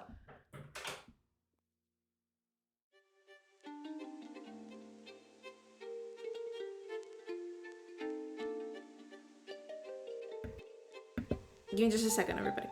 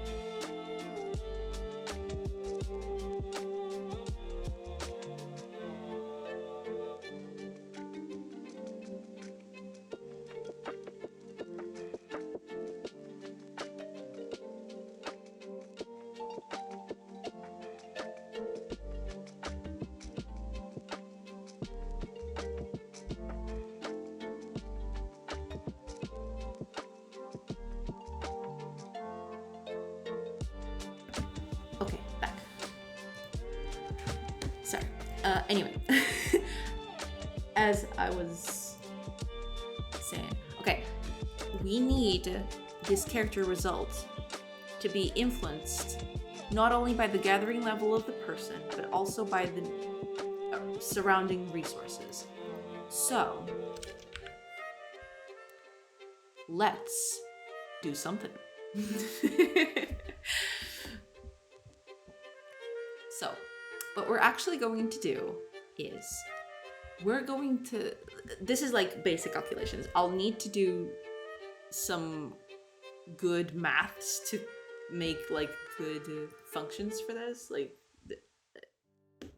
to get the output. But for now, it's going to be this. It's going to be the gathering level. And we're going to make this calculation, but then we're going to multiply by the percentage of forest that is around us.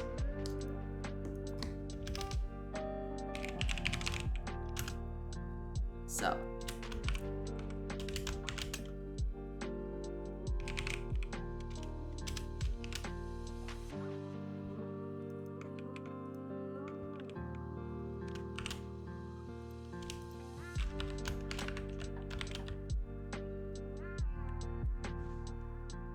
this is all going to be, of course, this is very rough.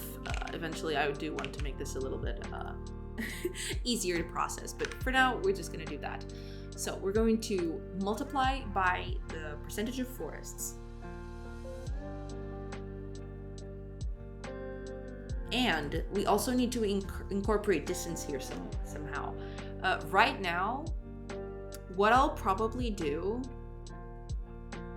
is I'll just not exactly divide, but maybe, yeah, I'll try doing that. It's probably gonna make a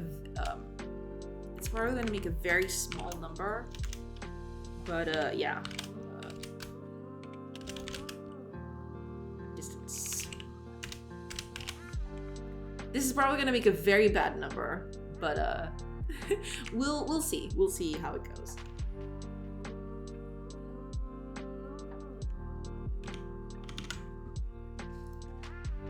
Because like forest is like a fifth, so we'll see.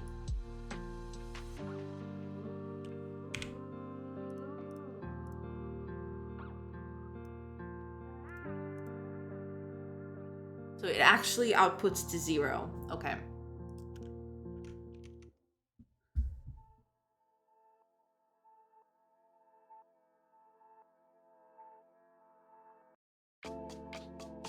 Because like the percentage of force is like really low.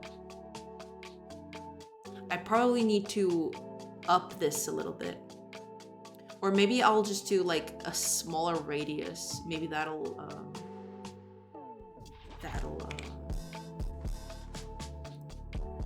do something about it. Like the force percentage. Oh, really? Oh, that's why. Okay. Okay. Then never mind.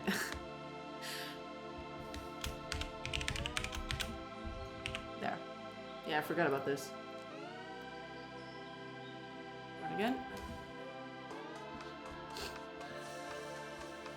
I forgot that dividing integers is always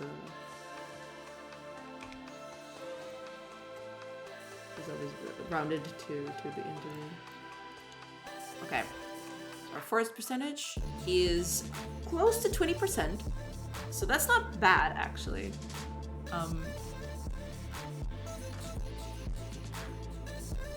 20% of 4 should be like close enough to 1.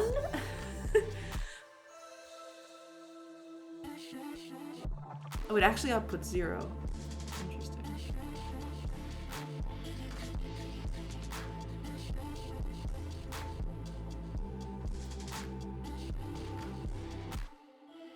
Interesting. All right, let's do something else then. Let's make the range a little bit higher.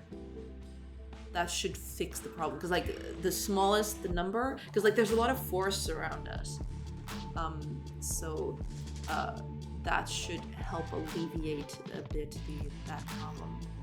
Let's make the max range like what, 3?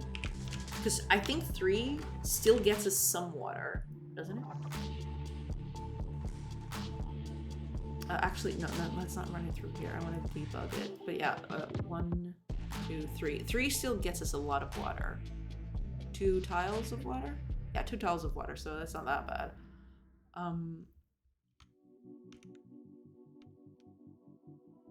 It's probably not going to be like this. I'll probably figure out another method of incorporating the distance and the percentage of force in there. But yeah. Just,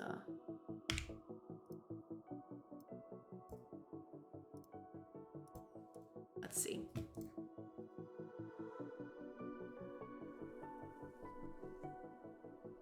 Yeah, the forest percentage like went up significantly because I'm reducing the range, and there's a lot of forest around us. So this 35% of 4 should be more than 1. And it is 1 actually. And 1 divided by 1 is 1. Okay. So it's going to give us 1 harb. It's right here. Like it says right here. 1 harb per hour.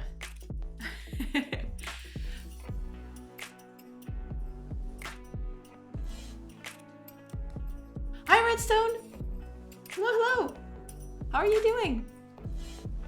Can't stay long. That's okay. I'm actually, well, no, there's still a bit before I go, but yeah, I'm getting close to closing shop eventually, but not right now. But that's okay. How are you doing?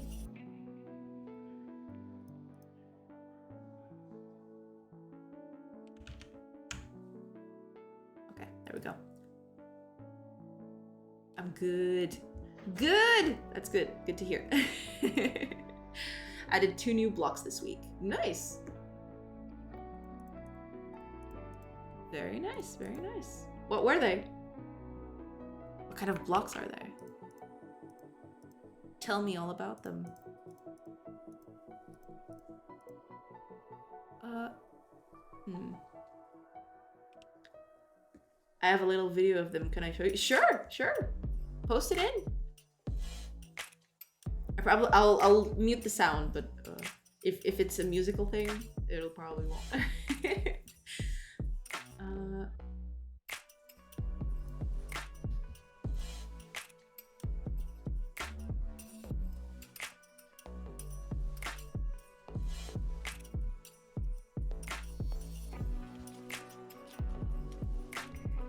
ah.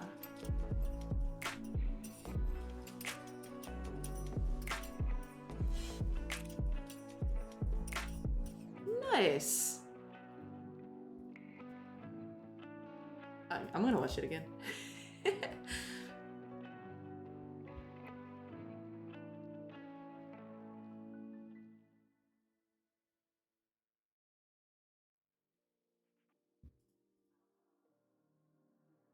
Nice, nice. You can be catapults now. Pretty awesome. Pretty cool, pretty cool.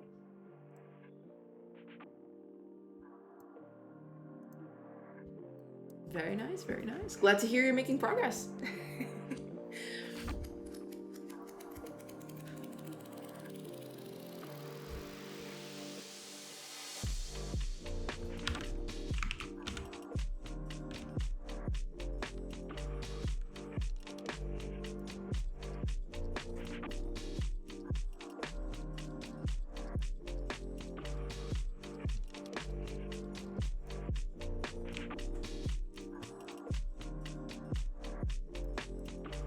Still one herb. Yeah, I'm gonna have to up these values a bit. Or like, well,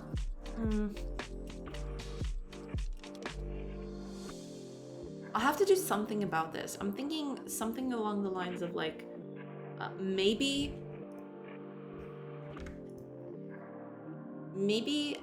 the distance is what actually impacts like the, what do you call it? The distance is what actually impacts the output of a building, but the number of trees, the number of like forest tiles around will actually impact how many people can work a job or something like that. I'll have to figure that one out.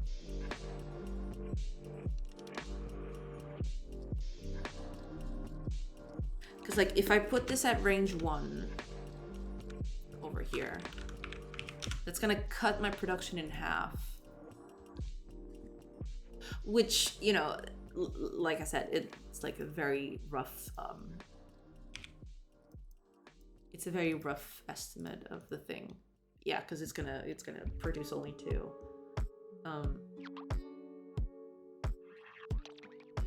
But yeah, I do need to come up with a solution for like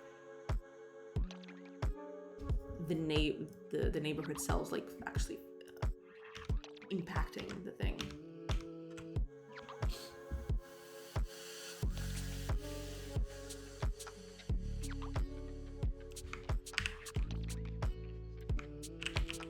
But yeah, we're getting somewhere. We're actually letting the surrounding tiles impact our production. So that's pretty cool.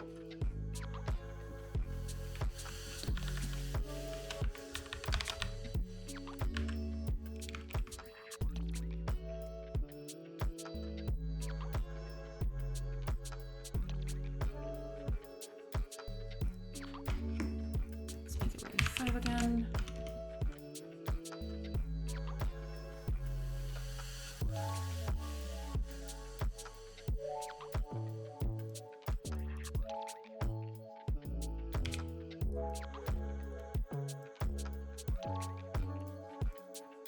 Yeah, it's still 4.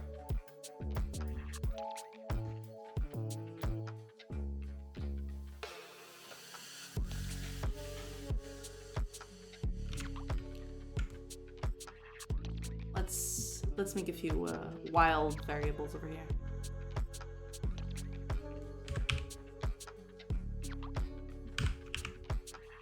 There.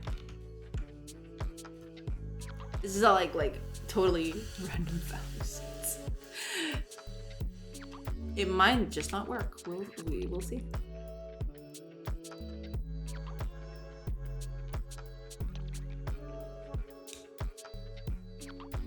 Herb 1. Oh, so that actually worked. Let's make it 3. Let's see what's up. Clamp people, 0 trees sounds more realistic, but we all know how it is with realistic mechanics. Yeah, I'll have to think about that. There has to be, like, I want it to be a balance, but I don't want people to think like, oh, I set up near trees and I can get like enough wood, you know? I'll have to figure out a good compromise. It's actually 2 herbs now. Nice. And actually that's probably what I'm gonna do tomorrow. Today when I finish stream, in a while, after I finish stream, I'll probably think about everything that I need to, all the resources that I need to add at the beginning. So like wood and, you know, fish and meat and all of that sort of stuff. And after that, I'll set these buildings correctly. Instead of gathering herbs, it's actually gonna gather wood. And I need to actually come up with the, with some good, formulas for like the output of these buildings. I'm just experimenting now, seeing what sticks, but yeah.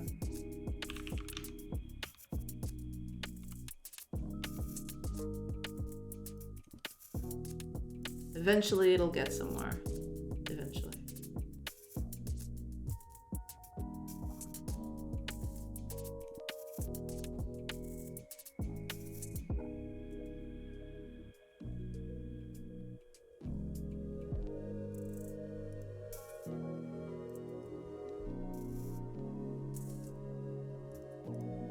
Eventually. Sorry about that, I was just checking. Over here. Oh, okay, we're good. We're good, okay. I lost the Twitch window for a second for some reason.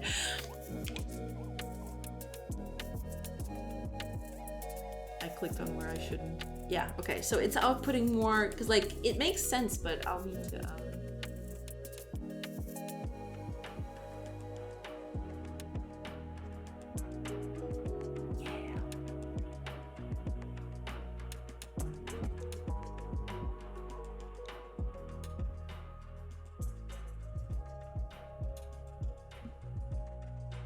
so I'm thinking, what's the difference between a 0 level and a... Yeah, it's quite a bit. It's quite a bit of difference. Which, in one way, you're supposed to... It's supposed to be like a skill level. Skill level should be impactful on the resource, but... should it really be this impactful? Big Nabago brr. That's what I want to avoid. I want to avoid having like huge numbers, because then like you're gathering 100 wood. Like, holy crap! Like that's a lot of wood. Like it's too big. It's too large. I want to make these numbers like fairly earthly tethered. You know, like I want these numbers to be like, okay, a person chops down a tree. It takes like, I don't know, maybe 3 wood out of it, 4 wood out of it.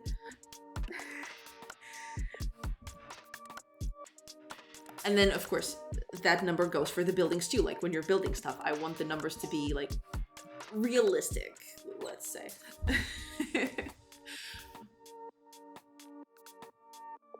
Your party has gathered a bajillion wood chips today. Yeah. For every 3 wood, it's a bajillion wood chips. That's the good stuff. That's what I want to do. I want people to gather like a lot of wood chips.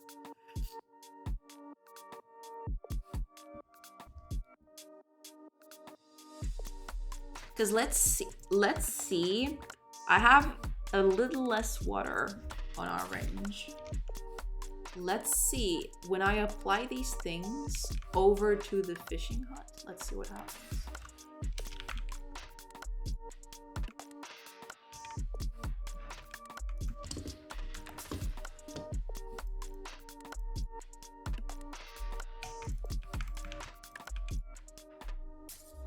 Because this should be water tiles.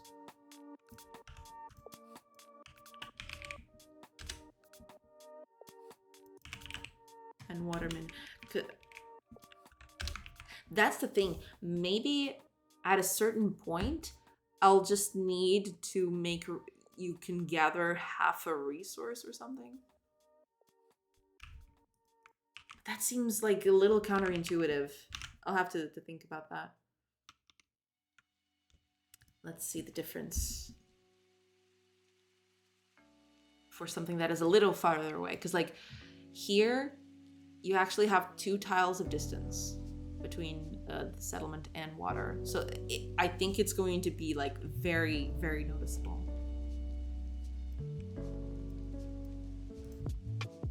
Melee 0, 3, 1,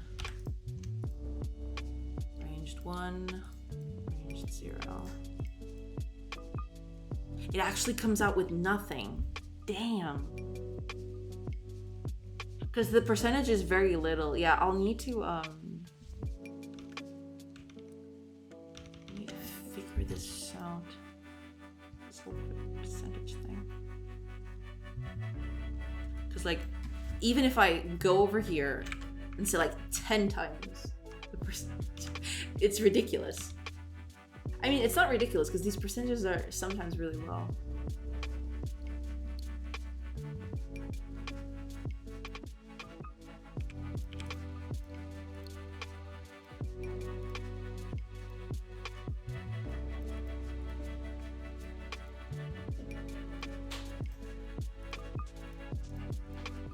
Still comes out with nothing. Wow.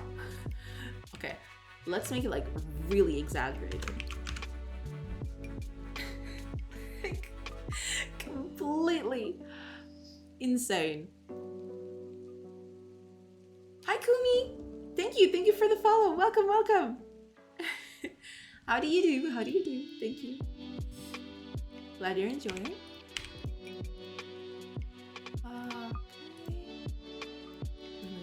So like these numbers are not going to change, but I want to keep them side by side so I can compare. Arranged. I'm actually getting good pictures too. Okay, yeah, with see 100% or like multiplying the percentage by 100 is the only way this gets like actual good numbers. It's ridiculous.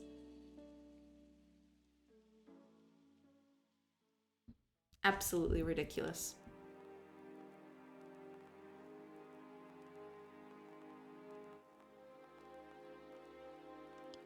But, you know, could be worse. Hello. Good to hear you're fine.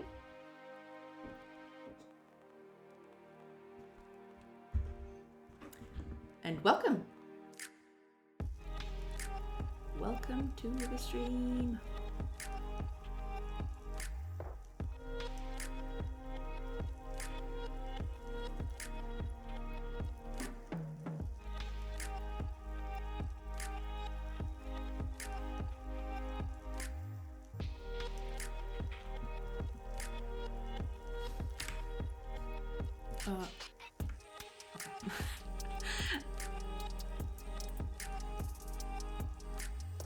Yeah, it's abundantly clear. I need to figure out math formula for this.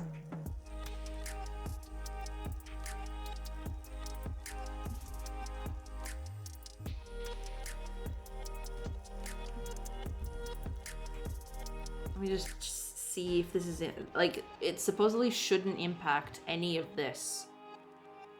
But, you know, sometimes things go crazy.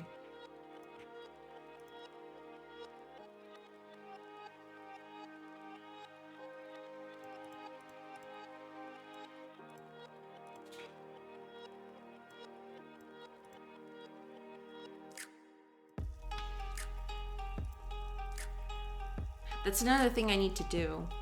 Like, characters getting XP for, like, working in a certain building, in a certain profession, in a certain job. I need to fix that.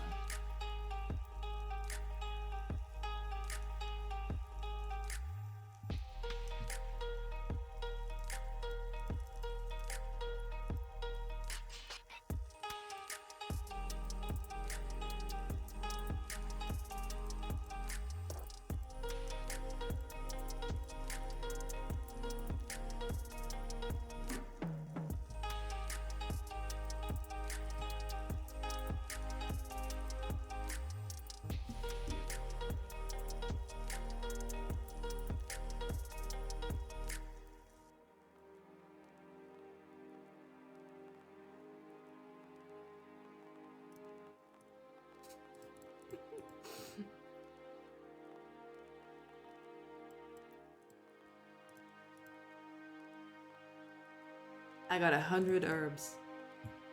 Damn. See, this is what I mean. Like, what do you mean I got 100 herbs? It's ridiculous. It's too much. Yeah, because these are like all values that this is actually a lot. Maybe I should I'm thinking I'm doing this per hour, and maybe I'm making a mistake. Maybe I should do like production per day or something.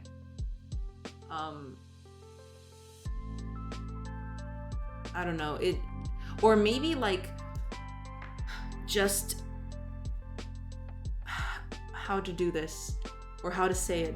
Like maybe each building has its own production cycle instead of like always producing things by the hour. It'll just say it'll produce, I don't know, 1 wood per X hours or something, and those hours will decrease based on like proximity and access to wood or something like that. That's probably what I need to do.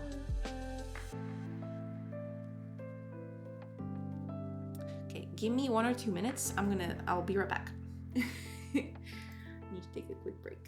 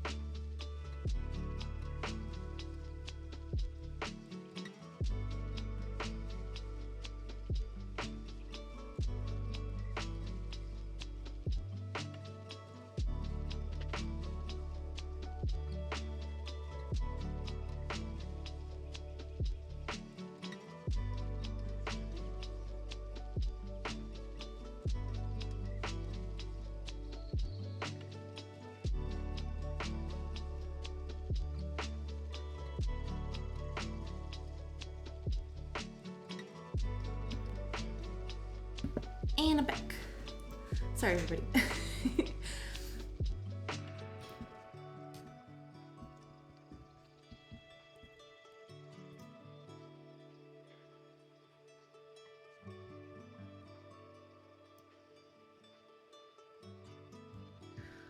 Okay, let's do. Ooh. Oh.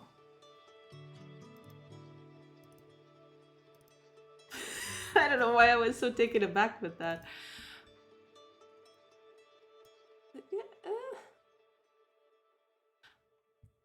If this ever happens, thank you. If this ever happens, I hope that I can fill this up with like art. Like I render this to like a part of the screen, and then this is like pixel art all the way back. This to the other side. But yeah, we'll do that. No problem at all. It's fine.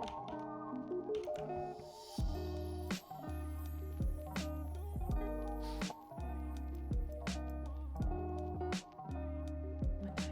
it?